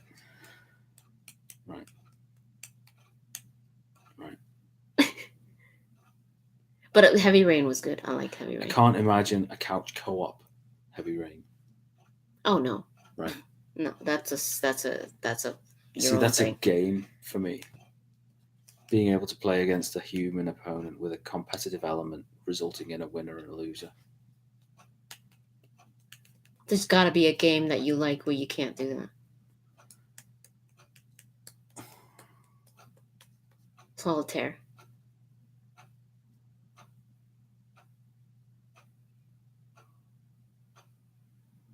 It's called Solitaire. Well, you play on your own. Yeah. But you can play all kinds of things on your own, and it's still a game. You can play golf on your own, and it's still a game. It's an expression of skill. What about golf? It's an expression of skill. You play against the course. In fact, it kind of stands alone with very, very few friends. Like there's golf, ten-pin bowling, and darts, where you can't physically interfere with your opponent's play. You play against the golf course, you play against the bowling alley, you play against the dartboard. And it's just you. And if you can do it perfectly every single go, or hit the perfect shot every time you strike the golf ball, you will get, every 18 holes you will stroke 18 under. Mm-hmm. Bye, Denise. See you, Denise. Have a good night. Take care. Um, But wouldn't that be, you said it's you against the course. Yeah. In Heavy Rain, it would be you against the QTE, the system. right, but you could add a second player in golf. Right. And not to say that multiplayer is the validation that you need to apply, but if it's a test of skill, like there are things that you might call a sport, there are things that you might call a game, right? Javelin, throwing the discus, long jump, high jump, pole vaulting. It's respected for the effort and the skill and the physical prowess. You wouldn't call it a game. Well, Duke Boy has a good question. Does he? If I only play Telltale games like Detroit or Heavy Rain, am I considered a gamer? So, I don't know. And I'm not the person to say yes or no. I have an opinion that's good for me. I'm not trying to write rules. And don't look to me for rules. See, Telltale games are definitely in But consideration even single player games definitely have skill requiring skill. Yeah, quite right. But they're set up like single player games. I consider Quake as a single player game, but I'm playing against an AI which has been tuned, or a CPU controlled opponent which has been tuned to respond to certain stimuli that I will provide in my course through the game, right? And how difficult it is relies on how early that opponent detects me and how quickly it responds to what I'm doing and how much of a chance that I have to become aware of it, see it, get rid of it. So as far as a single player skill goes, I don't see Quake as a single player game as anything different for darts because it's my performance against the Skill. game. Yeah. But if you drop another player in and it becomes a death match, then it's matching skill against another. It's a very good filter, I think, to pass that kind of gameplay through. I think when Heavy Rain would delve into the skill realm would be if every time you missed a QTE, it changed and you just became faster. So the skill is in recognizing when the button comes up and pressing it at the right moment. and not that you remember, okay, X, because that's how it is. Heavy Rain, when the QTEs come up, you just reload. If you miss them, you reload and you're like, okay, X, it's going to be X, Y, and then square. Right. You just remember them and they come back out the same way. But if they were to flip them, change them, and they were different always, and eventually you got better at it because your hand-eye coordination was faster, your reflexes were faster, then that would be skill already. But there's another question that I've got that actually I think validates your point, or validates the earlier point, which is if you imagine racing games, part of the joy of racing games is learning the track, playing it over and over again, knowing when to brake, knowing when to turn, knowing when to give it the gas. Now, if you're a skilled racer, you've played, you've driven that course, that track, thousands of laps, and you know it so far that one of the great tests that they give to Formula One drivers is they give them a steering wheel to hold, and then they close their eyes, and then they say go, and then they say, okay, you've got to steer the track, and you've got to actually do the track, and then when you go and past this finishing line, say stop. And then they time that against an actual lap to see how accurately the driver remembers it, right? And it's usually within about a second, right? Uh-huh. So there's learning a track and then learning a sequence of button presses. Mm-hmm. Okay? That's exactly the same in my view. Yeah. And it's about learning the pattern. Beyond that, it's a test of stamina, right? And alertness and concentration. Yeah. Now, when you throw another car onto the track controlled by either a CPU or a player, then it's a dynamic experience that you've got to roll with, and you've got to adjust for someone else's aerodynamics and someone getting in the way and spoiling your line, and you've got to make the best of those being spoiled. So that's the benchmark for me. If you were to have something spoiling that, then it becomes about the skill. Bye, Sway. See ya. if you're introducing new different button presses in those sequences, Mhm. that's the skill. Yeah. And then the question becomes, is that skill entertaining? Is immersion through doing that skill enough? Because Heavy Rain, all the Quantic Dream stuff, they're designed to sell platforms, they're designed to sell consoles. They're graphics showcases, so the design of what you do here doesn't take up a lot of memory. You know, it's traditionally fairly light on the gameplay and handling side. Do you know, those games are actually really good, and like you said, they're really good introductory. Like, if Heavy Rain was sold with the PlayStation, because gets people into games that wouldn't ordinarily give them a second look. But also, it teaches the controller. Great. Because I learned the PlayStation controller with Heavy Rain. Because of the cues. Because of I had to keep looking at them. Right. And I eventually learned the controller. What was it, the Heavy Rain age rating?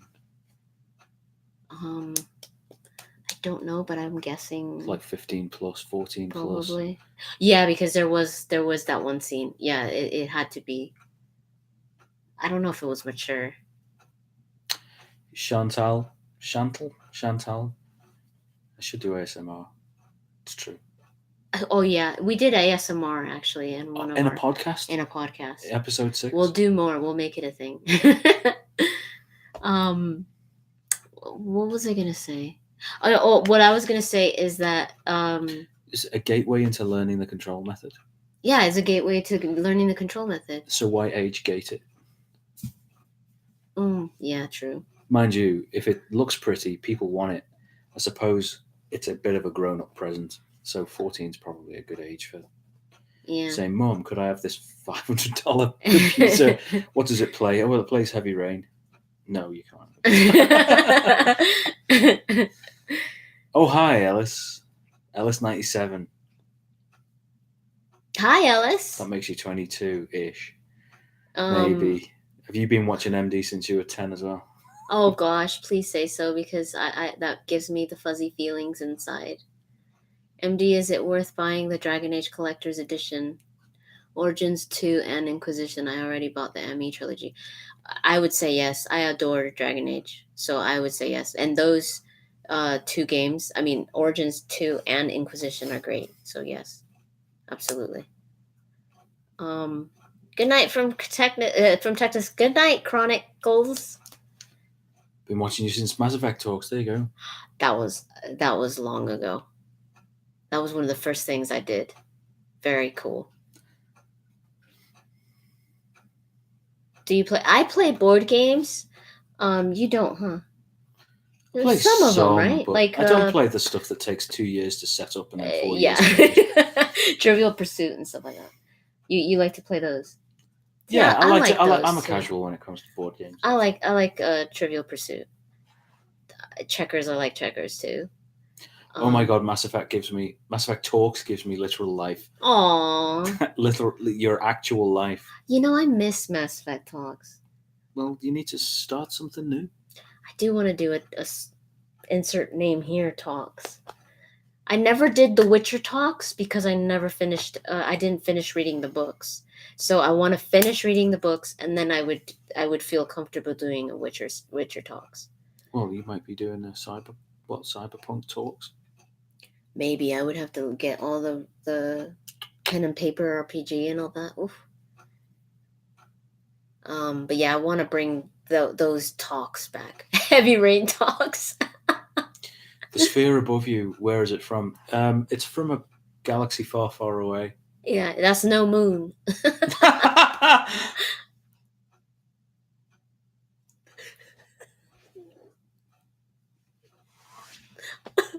I couldn't keep a straight face. That was a great laugh. Oh my god.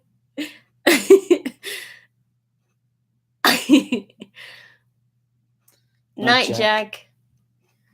We're actually gonna end too, but have you ever played Dragon's Dogma? Yes. I love Dragon's Dogma. And you know what? They're coming out with a Dragon's Dogma 2. Probably way later in the future. But the director, I read a thing where the director had to choose whether he did DMC the newest DMC, Devil May Cry, or Dragon's Dogma 2, and he chose DMC, so Dragon's Dogma 2 had to wait. I think a game requires skill using the full map of the controls to win or lose, and that loss great. And is that loss great? But I suppose you're both right about Heavy Rain, each point in Valley.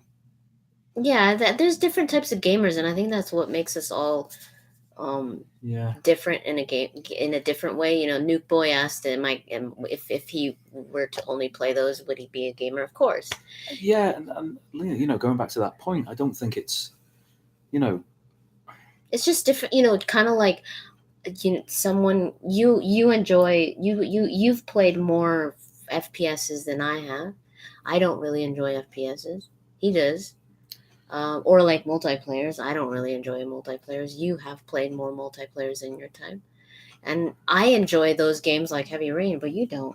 It's just like... But it doesn't, yeah. It doesn't matter. What I say doesn't matter. It's just his style. It reminds me of something I heard Stephen Fry, and, you know, thou shalt not question Stephen Fry. Yeah. I don't... he was answering a question about people using apostrophes inappropriately, right? Which I really couldn't stand before hearing him talk about it, and still can't. So, but you have to kind of, and I think, like Stephen Fry said not to. So. Well, no, it's not like that. It's the view that I've got on all of those kind of things is I was put under immense pressure when I was very young to get that right. Why are these idiots allowed to get away with getting it wrong? You know, but he makes an interesting point, and he says, you know, with all language, usage is arbiter final when it comes to what's right or wrong. You know, if you've got 1 million people using an expression written down in a certain way for 1,000 years, that'll become the norm regardless of whether it's grammatically correct or not. And to translate that back to this discussion, it's like, don't look to me for who's a gamer and who isn't. You know, history will record en masse that it's a disc that you put into a console that you play using a pad and a TV. And that's what video games were from our generation. And that doesn't matter what I say or what anyone else says. You know, it's the construct of a video game that, as we understand it now, that's what it's going to be remembered as. Games are as old as the Egyptians, I am sure. You know? Yeah. And a game will have a definition that everything sold as a game will be and can be measured against. And for me, it's about how you can get people to immerse themselves in a video game experience for as long as possible and make it as satisfying as possible. And the feeling that I get from video games is that you achieve the greatest immersion in a video game through the complexity and satisfaction of what you do rather than the story that you're told or the character that you inhabit. Right? That's my personal feeling. Yeah. I've played Street Fighter 2 for days, and it's because of what I can do with the selection of moves that you're given. You know, I feel as though I'm using them in my own personal combination, and that gives me huge satisfaction, especially if I can win by using them like that. I play Sonic the Hedgehog, and there are enough various routes through all of the zones that I feel as though I am picking the one that's never been discovered before, or at least I could 25 years ago. With Dragon Age, the same kind of deal. Yeah. I feel like I'm navigating the space. I am making builds that no one else is. I am using them in a combination that no one else is. Even in little games like Celeste, you find this like hidden room and you're like, oh God, that was me. That was all me. Yeah, that was me. Dang. But Celeste, I think, and Donkey's review of Celeste is very good because he points this out. It's so exquisitely balanced to what is difficult for the time when you encounter it that you only get better and better and better. And if you go back to play Celeste at the beginning, it's all really, really juicy and fun and intuitive and lovely. And, you know, you become a virtuoso at playing this. Yeah. I love this. And I love it about games. You know, you become immersed because of what you do. Yeah. What you are, what attracts you, what you're good at, what, you know, if you're good at reflexes or if you're good at hand-eye coordination, or if you just love organization, you might like puzzle games or something, putting things in. It says so much about our personality, games, that is just fascinating. Of all of the work that goes into a game, what percentage of that do gamers see? Oof. So we were watching a stream of Inquisition yesterday, and someone confessed to having played Inquisition for 3,500 hours. And I did a quick tot up of how many hours I put into it, and I put it's between Almost. 5,500 and 6,000 hours developing it, right? And it's probably more. In those terms, I don't know. If a game developer is doing it right, the player will see everything that the company does and makes, because nothing's been thrown away. Everything gets shipped. Nice. That's the goal. Yeah. I mean, you have to have some throwaway bits. You've got to prototype. You Right. have to risk failure, and you have to fail to learn occasionally.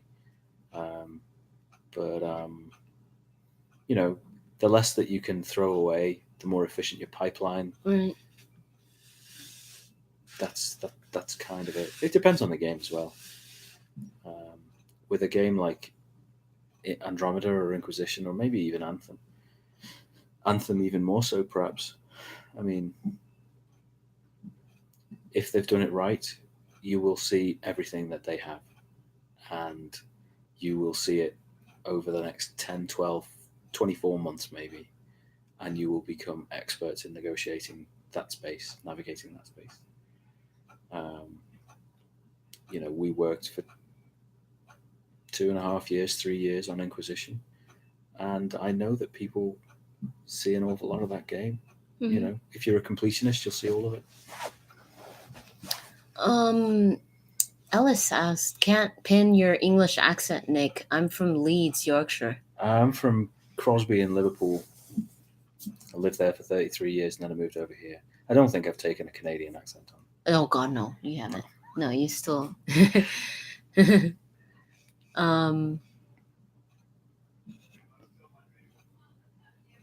I think I'm the same age as MD. How old are you? Catastrophobia? Catastrophobia. Catastrophobia. Great name. What year were you born in? More like. Were you also born in 1996? Yeah. Jesse Moreno. I'm 65 years young. Really? Been playing games since Atari 2600. I have a 2600. Very cool. I'm going to get my 2600 just Good for you. Jesse. Joe, I'm 25. No, I'm not. I was born in 83 too. What month? They were born in 83. This is for you, Jesse. Check that baby out. This is How pristine is this? This is a heavy sixer, a light sixer. I forget. I think this is a heavy sixer. But yeah, it's all there. And it's pristine. Yeah. When I have something to plug it into, I will plug it in. Oh, could you imagine? Because right now, the only output I have is an RF, which goes into an aerial. So I need to. It plugs into the past, basically. Pretty sure pretty sure I can't plug it into my current TV. But got all the pads, the sticks. I'm a couple of games light, but I brought them. Yeah, you did. I did. Oh my God, you pronounced Yorkshire correct, MD. I've had lots of training. Not a lot. Oh jeez, dude. It's not like I test you. You can't have your curry. You can't have your curry until you pronounce this proper. No, I have so much trouble pronouncing the Shire, the Shire. Worcester. Yeah, in Worcestershire. I just call it Worcestershire. Worcestershire. Worcestershire. Worcester. Worcestershire. I can't. But Yorkshire and Lancashire. Erpenderp. I am Mexican. Are you? Oh. I thought they said I'm Mexican. He has like what 1%, 2%. I don't know. I'm Mexican on one side. I am Mexican. Yeah, my parents were born in Mexico. We've got a mix of blood all over the place. We've got actually the least amount of blood that we've got is from Mexico. The most is Spanish and French. Archon. No, I'm not still on the team at BioWare. Born in 96. Wow. Born in 89. Crumbs. Wait, did Yeah, but the thing is, born in 96, they're still 23. Or will be 23 this year. See, that bends my brain. We're old, you guys. I got a birthday coming up. I know, you guys. He's got a birthday coming up in March. Catastrophobia, October. I was born in July, so I'm a few months older than you. Wicked is popular. 88 here. 95. Wow, 88. Watching since I was 13. Now 21. Very cool. Another one. 8 years from the olden days. You might have been one of the first 100. From the early years. Wow, Ellis. My goodness.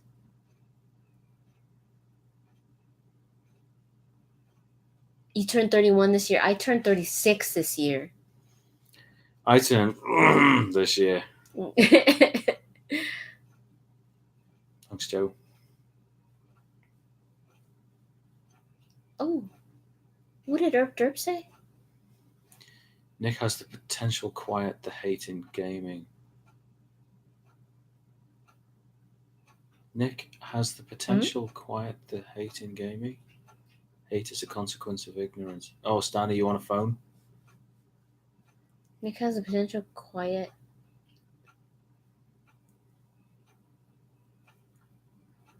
To quiet? Yeah, can you write that again, Stan? Alex 81. How are we doing? 62, good grief. But yes, someone said it very well. Gerardo Mendez. We all kids at heart, for sure. Mm-hmm. People need to learn what it takes to make a game rather than just complain. I think that's definitely well. Sometimes I think that's a way of doing it. It's definitely important because before I started to do what I do, I would only see logos, BioWare, whatever, Blizzard, Bethesda. But when I started to do what I did, I started to see the people that actually make the games, the people behind the logo. Yeah, it's funny. It's cultural. Yeah. We're big fans of the hairy bikers, right? We were a cooking team. And if you're British, you've seen these chaps, right? A lot. They're really good. I love right? these guys. They're on Netflix. And we were watching one of the programs earlier, just because they're really fun. And it's like Top Gear, right? You watch them for the chemistry between them and for the enthusiasm for the subject matter, right? Yeah. It's compelling to watch. They love what they do, and it's just... Quite right. Anyway, they were at this restaurant, Michelin star, 3 Michelin star restaurants, and in Paris. And they say to the chef, because he's doing a kind of tour and he's checking in on them, and they say, so this compared to the other thing, what's the best? You've got this chicken dish here and then this other chicken dish down the road, which is another 3 Michelin star thing. Which is the best? And he says straight away, and I congratulate him. He says, that's so British. In France, we have no this is better than that. We just have, this is awesome. This is awesome. This isn't awesome. Yeah. This isn't very good. This is awesome. Yeah, it's like, this is good and this is not good. Yeah. And it's, I don't think it's about having one experience to quell the other, because I know plenty of games developers. I've worked in 3 companies over nearly 16 years. And the game I am on, if it comes out, will be the 13th I've shipped of 18 I've worked on. And there's a lot of people there. Now, I can't, in all honesty, say that I have never worked with anyone that wasn't hateful. That there have been occasionally that there are plenty of people that know. They know how games are made. They have worked on some of the most difficult projects that I've ever seen, and they will still say of a different title, "This is shit. This is terrible." One guy that I used to work with, actually, he would buy a game for PlayStation 2. This is a while ago, and he would bring it in and he would get it running on his dev kit where he had installed custom software to benchmark the game. And if that game was supposed to run at 60, he would take it back if it dipped below 60. Now, Oh gosh. I kind of applaud him for his pedantry, but at the same time, it's not really in the spirit of being a gamer. No. If you're kind of going to those lengths to try to find someone else. Yeah, you're missing the point to gaming. Like it's like you enjoy something more different. It's not so much playing the game. It's more the perfection of it almost. Well, it's the perfection of execution. Just perfection. It's almost like every time he bought a game, he was interviewing that company. Yeah. And he knew how games were developed, and he knew the compromises, and it misses the spirit in which a game was supposed to be experienced rather than, it's not a technical, clinical thing. Not for me, anyway. Ellis, have you watched British Bake Off? I adore the Bake Off. I love the Bake Off. So yes, I have. And I want more. They have them all in Britain, obviously, but here, we don't get them here, and I'm so sad. God, there are 57 people. There's some great questions. And there's so many questions. I'm thinking, because what time is it? 10 minutes to 11. Oh my god. Mountain time. So let's aim to finish in 20 minutes. We'll aim to finish at 3 hours. Okay. So yeah, that's 22 and a half minutes left. So if you've got any questions or any topics that you want us to fill the last 20 minutes with, get them in now. They do have it on UK Netflix and in US Netflix, but not in Canada. Which? Bake Off? Bake Off. Right. What is a muffin? Nuke Boy, you remember that topic. Do you remember? Yes. A muffin is a muffin is a muffin until it isn't a muffin, in which case it's an English muffin. Yeah, it depends on what country you're in. Hi, Adenetra.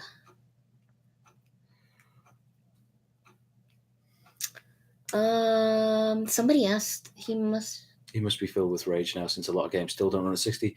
True enough. I mean, there are far more tricks now to get the frame rate up and still keep the complexity and the quality of the artwork high. Opinion on the hype of Battle Royale games? It's a good one. Mm-hmm. You might have to play one. Risk the Motion 6. Dude, Apex. Get on it. It's new. It's new and it's free. No excuse. No excuse. You want to play with me? Yes. Okay. Opinion on the hype of Battle Royale games. Warhead, if you weren't here earlier, we were asking for vlog topics. So we're just making a note. Andy's making a note of that vlog topic. You can see post-its on the wall here. I've already made, this is the third, so I've got 4 that you guys have contributed. Suggested. Yeah, so I'm going to do these. There are going to be vlogs. Apex Legends is the... You're down in Apex.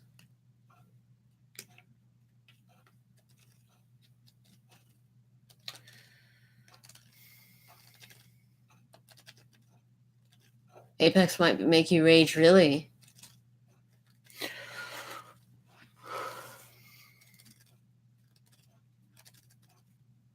Did I have Kelly in Mass Effect 2? Did you save Kelly? I think so. No, she died. Yeah, she died. Blainesi. Yeah. Blaine C. Blaine Essia. Blaine C. My apologies. Welcome from Australia. Every time I see Hideo Kojima, I remember the time I met him. I didn't meet him, but the time he was in front of me. I've had a really good time tonight, but it's time to stare intently at bugs flying into the bug zapper on the porch. I hope to see you reach 100,000 subscribers, and you 190% deserve the success. Who said that? Chantal. Thank you so much. Thank you, Chantal. Chantal McClary. Good evening, Ivana. Excellent name there. Ivana got. Ivana, go for a dump. Charming. Charming. Will I do a Let's Play ever again? I like Let's Plays, but I mean, if you guys really want me to, I want to do what you guys want to see. When I see some of my videos getting, like, some of my, maybe it was that it was Telltale, I don't know, but some of my Let's Plays got really low views, so I was like, is it even worth it? But if you guys want to see Let's Plays come back, maybe Telltale's not, as much as I love them, maybe it's not the game to do. Maybe I'm missing the trick. Maybe there's a different game that you guys would prefer. But yeah, I miss making Let's Plays. I like making Let's Plays. Developer's point of view with a gamer who reads books.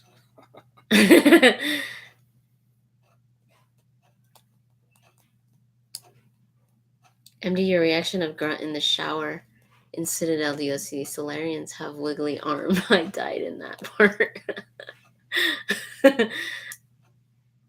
Yeah, I miss doing Let's Plays. We should do Let's Play special. Yeah. Part review, part Let's Play. Yeah, that's kind of how I want. I want to do. I probably wouldn't do full Let's Plays because that takes a long time, and I have a lot to do, and I prefer to focus my time on other things. But maybe like 10-parters. I used to do 10-parters. Like I did 10-parters for Mass Effect. I did 10-parters for Dark Souls, I think. 10-parters? Yeah. Crumbs. 10-part.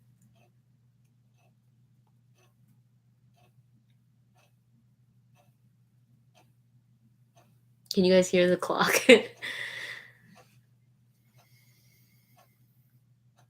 I think most people don't watch Telltale plays because they want to play it themselves without spoilers. I think so too.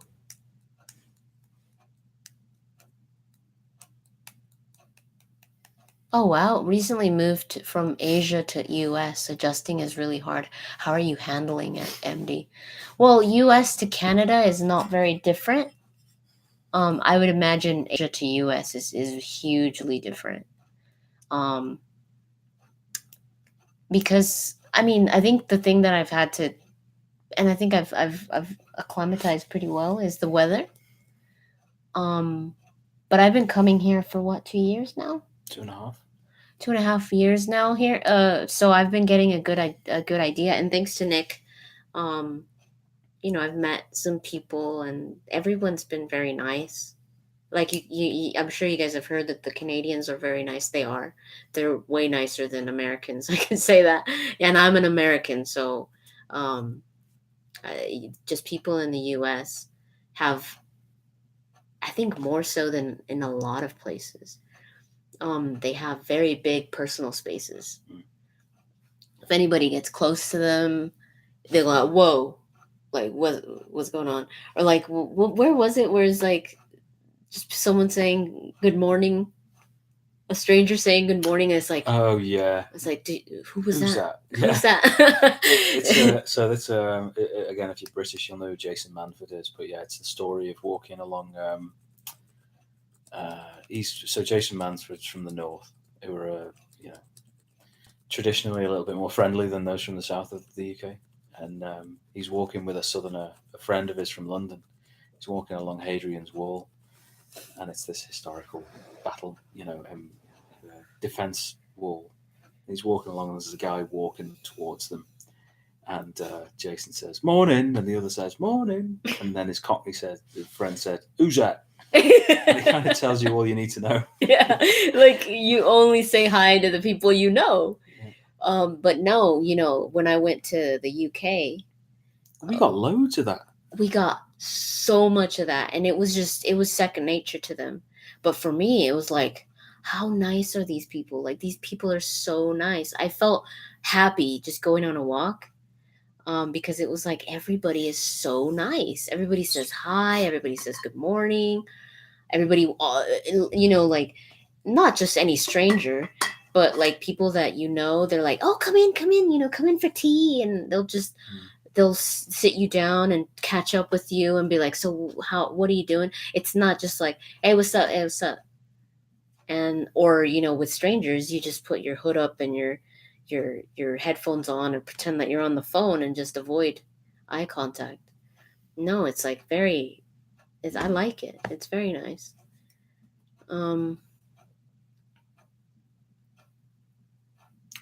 Archon, are you Fallout fans? I haven't played Fallout since Fallout 3, and I only played that for about an hour. Oh, really? And it was a good one as well. I should maybe go back. I played Fallout 4, a good amount of Fallout 4. I don't know if I would consider myself a Fallout fan. Probably not. I liked Fallout 4, but mostly because of the building. I liked building my shelter. I mean, it's good, but I kind of want a little bit more too. Like, I think Fallout 76. I think I don't think the developers are going to be able to risk doing anything low quality again. Oh yeah, hopefully they learned from that. I think it was maybe the DA2 DAI situation where, yeah, DA2 did the numbers, was the BioWare's most profitable game compared to development cost. Mm-hmm. But people didn't care for it because it had some repetition. Mm-hmm. It wasn't as long as the first one. And it was combat action-y heavy, so DAI was like a bit of both. Well, no, I think it was more of a we know how to do games right, so is it done right? Here it is done right. And stuff. They struck a really good balance with Inquisition because they took the great things of DAO in the combat and the great things of DA2, and they put them together, and it worked so well. But I think Fallout Next is going to be visually spectacular. It's going to be far less buggy. Hopefully. They're not going to screw up their collector's edition. Yeah, I know. They won't be able to, they won't be able to suffer bad press again. Do you believe Shepard is alive or dead? I think he's dead. In mine, he's dead. I chose blue. The Control, was it? I think it was Control. So he became this like ultimate being, like this omniscient being, which I think is cool because I was like, whoa, that's so sci-fi, and I love when things are just classic sci-fi. I've never played EVE Online.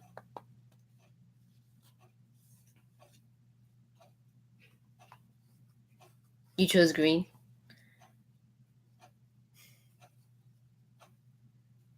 Somebody asked if I finished. Who did that? Christina, it's 3:30 a.m. and I'm spending my time wisely. Aww. I've just seen the tweet. That's so sweet. Christina, that's a great pick. Oh. Can we just admit that Zendikar and Gamer MD83 are adorable together and a power couple? Aww. Quite right. Was that Christina too? Yeah. Thank you, Christina. The dude in The Force Awakens would have been amazing. You're not wrong.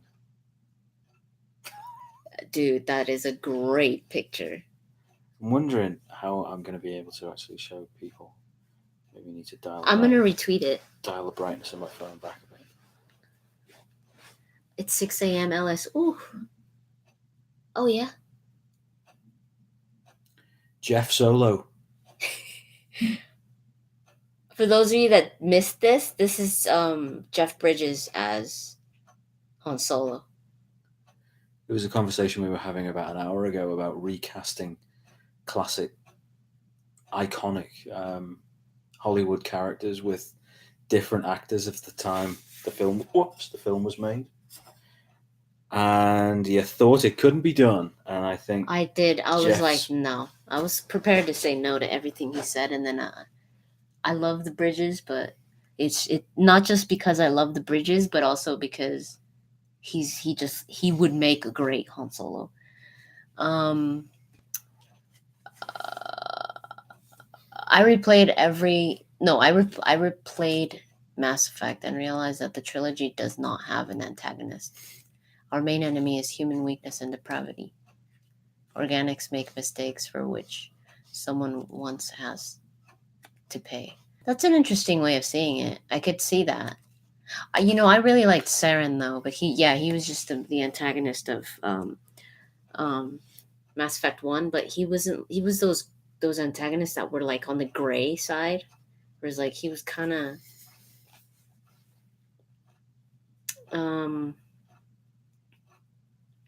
is Solus related to Nick? Yes, I know. Why did? So I'm quite I'm intrigued by that post. By what? I replayed here in Mass Effect and realised that the trilogy doesn't have an antagonist. I got to ask, Aiden Netra, grief. Are you academic? Do you study? Because there are so many thesis topics that I remember my friends doing when I was at university. That's very good, very like that kind of thinking. Mm-hmm. Main enemy is human weakness and depravity. If you can kind of if you can see that in popular culture and popular media, then it's a very, very powerful analytical tool to have. Oh yeah, that's the type of thing that I want to do with more to it. That's what I was thinking about, of like analyzing games, like going deeper into them. Yeah. Oh, Bobby Edwards, thank you. Oh, it's yours. Which? My reaction? No, your smile. Who? What? Bobby Edwards, best smile hands down. Whose smile? What smile? Your smile. Yeah. So one of my great friends did his thesis on postmodern irony in science fiction films, and he used the Terminator as the kind of critical example. And it was that machines in that film are always against the human beings. And he noticed something in that film which was amazing as a fan of the film. It was amazing to see and think about it in those terms. But you have the Terminator that's attacking all the humans in it. When the Terminator's walking around Sarah Connor's apartment, it's the recording on the answer phone that actually tells the Terminator where she is. And it's that machine betraying the human to its master. And it's like, you know what? That's a really, really nice detail. Oh, wow. That's cool. Yeah. So if you can think like that in those terms, get on it. Because they said I am a writer and a narrative designer. Very right. good. Yeah. Figures. Yeah. Oh, we're talking about Jeff. Oh, Jeff Goldblum. Yeah, Jeff Goldblum could be recast as Han Solo and no one would notice. No, he was always Han. He was always, yeah. Oh, I love Jeff. He's just so full of life. If you've not seen his cooking series on YouTube, you need to, because it's brilliant. Oh my God, do it. Seriously, everybody needs to see it. What's it called? Cooking with Jeff? I think so. Yeah. Cooking with Jeff Goldblum. It should come up. There's like 3 videos, I think, 3 or 4. And you should get his latest album because he's a hell of a pianist as well. Yeah. Alita. I'd like to see it. It's apparently the strongest anime to live action. Looks a bit weird, but I don't mind. What's his name? Christoph Waltz is in it. Christoph Waltz is in it, and I like Christoph Waltz. Yes.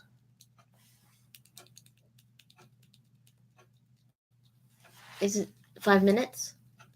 5 minutes. We got. Oh no, I was tapping my watch to make the screen come on. I wasn't Oh. hurrying this along. You saw it. I seen it. Oh, cool. Was it good? No, yes, I seen it. Awesome. You mean Goldblum cooking with Jeff? Oh, I thought you meant the movie.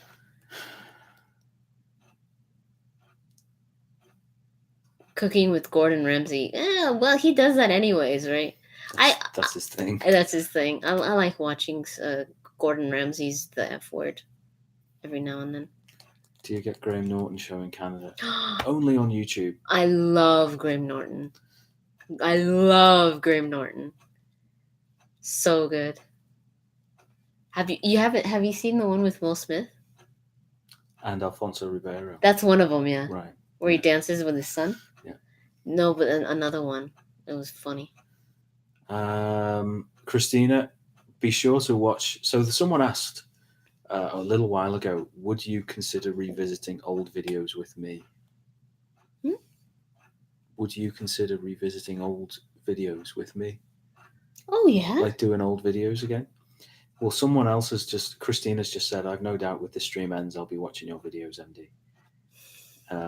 Aww. Yes, and we do. I do. I don't hear, but we do at work. Algorithmic. Oh. Substance designer and substance painter. Rafold asked already twice, I think. Have you finished reading all the Witcher books? No, I think I need 2 more. 2 more, because one of them I listened to audiobook, because I would listen to it every time I drive to work back when I worked at the school. And I finished it, which I didn't really like. I feel like the novels, they focus way too much on Ciri, and I'm kind of like, I really like the stories where they focus on Geralt being a Witcher, like the short stories, Sword of Destiny and Last Wish, and I think the new one as well. I think the new one does that. So I haven't finished the novels.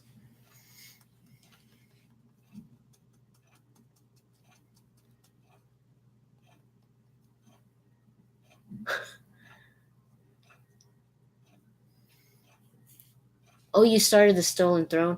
Is the Stolen Throne... Oh, the Dragon Age. Oh, that's a good one. And Mass Effect Ascension. That's the first one as well. The second one of Mass Effect is really good. I think it's Retribution. No, it's... No, it is. Ascension is the one with the little girl. Yes. Oh, those are good. Ascension and the ones that come after, those are really good. And Stolen Throne is really good too.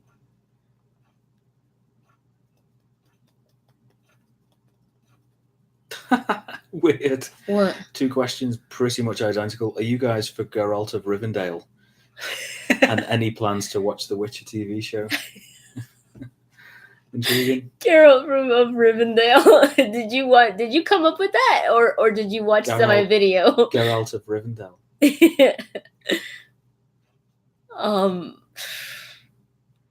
watch it. I'm gonna watch this show, Yeah. definitely. I didn't really like what I saw of. You remembered, nice. I wasn't really happy with how that makeup test looked, but I'm hoping that it'll look more. They'll do more to him. So I'm hoping for the best, because I do want to watch it for sure. There's some good chatter about Substance Designer. To me, no, rest in peace. The workflow is very Photoshop. You see, this is the thing. To get a little bit into texture authoring, I think Substance is a little bit of a fad. I think node-based stuff, putting textures together like that, I think it's fair. I think it's all right for offline processing. But I do think there is a little bit of a mythos about Substance Designer, which allows people to make really mediocre stuff and sell it as though it's amazing. there's also a kind of Instagram property about substance design work, where people just put it on ArtStation and think that they're entitled to all kinds of praise. It's like, could I make this texture in a quarter of the time in Photoshop out of photographs? Yeah, probably. Would it be a better quality? Don't know. Probably. But yeah. Is there still water in the thing? Yep. Tons.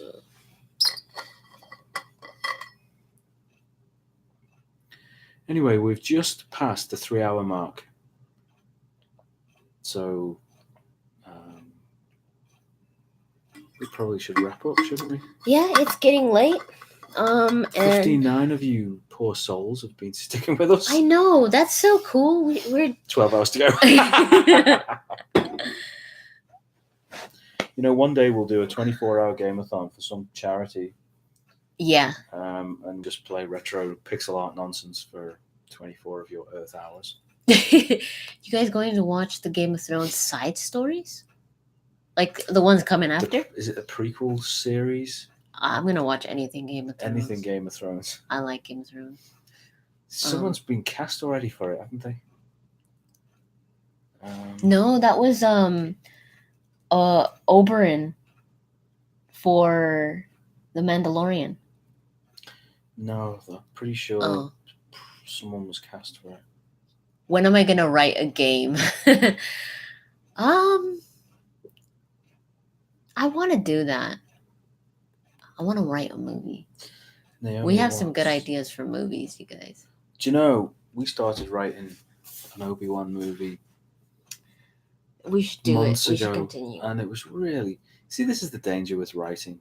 It's when it's in your brain and it sounds great, it's nowhere near... It loses 90% of the translation from someone else's to someone else's ears, and you have to make ideas translation-proof. No, but we've come up with some good ideas. Not just it's like so many other ones. So yeah, have I ever thought of writing a book? Actually, yeah, Nuke Boy, I have. Yeah, about. Well, I wrote a story about an angel a few years ago. Oh right. And I know it's a weird fit, but whatever. No, it's a good one. When are you gonna voice a game? I don't know. I feel like I don't have a voice for game. He does. Zenderbook. You should voice for a game. I wanted to voice for a Dragon Age character when I worked there. There's a thing. Scousers are known through... Scouser is from Liverpool. I am from Liverpool. I am a Scouser. Scousers are known as thieves in the UK. And you can't park your car in Liverpool because it will be up on bricks and the wheels will be missing. But you don't have like a strong Liverpool accent. But I could. You could if you want to, yeah. Now, if they wanted to do a Dragon Age NPC that you encountered who had a wheel full of cartwheels, who happened to have a Scouse accent, I quite like the idea of doing that. That would be funny. Yeah, but EA doesn't let you work as an artist and as a voice artist when you're on the same project, at least. So I was never able to do anything like that. Well, thank you, Christina, for saying so. I would love to voice for a game, but I don't know. It's not something that I strive for. I think I'd prefer to write. If I could write a character, that'd be cool. Is the Wall of Awesomeness still around? It's not. No, it's not.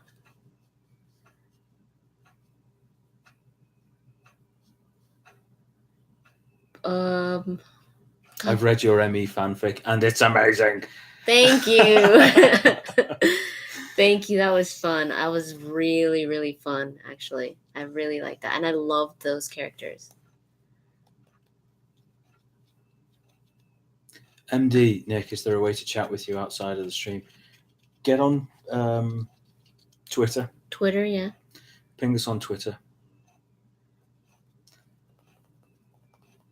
Although we should set up a Discord channel. The MD83 Discord. I've been wanting to know how to use freaking Discord, and I need to watch a video on how to use Discord, you guys, because I don't know how to use Discord. The illustrations, yeah, that was a lot of fun. That was a lot of fun. I missed that. God, that was so fun. Did you ever see that? We made characters for the Mass Effect 3 multiplayer. Right. And I had a Turian and a Solarian, and I gave them names and story and everything, and we wrote this like a fanfic. It was good.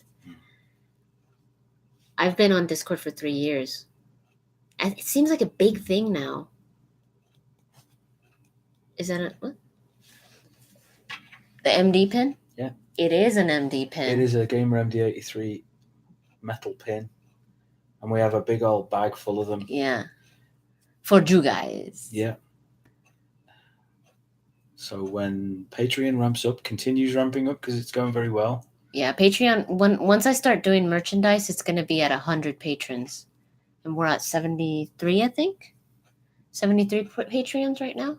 So at 100, I'm going to start setting up a website or something like that to start getting these bad boys out there. Red Dead 2 brief artistic impression. I think it's beautifully executed. For a large-scale single-player game, I think it looks gorgeous. You can tell where the graphics have spent their money, where the art teams have spent their money. Yeah, it's a stunning exercise, a stunning execution. Who's the broest of the bros, Varric or Garrus? I'd have to say Varric, because Garrus is always busy with his calibrations.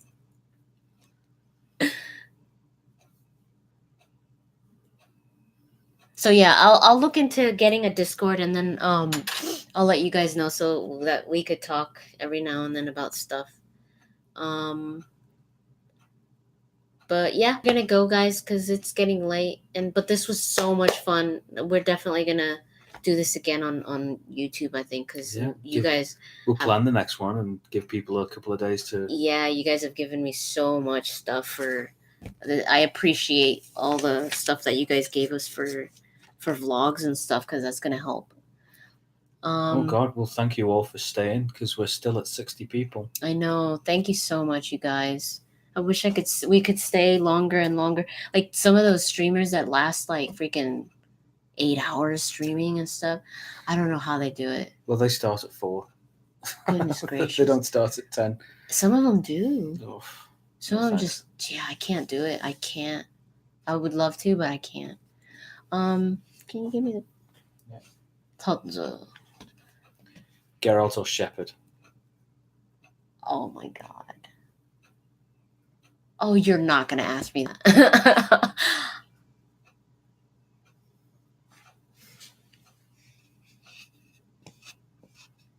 I don't know. Both. They're great characters. Well, I'll tell you my favorite is.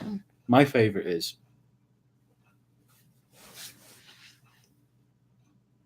Who's my favorite? Actually, who's your favorite?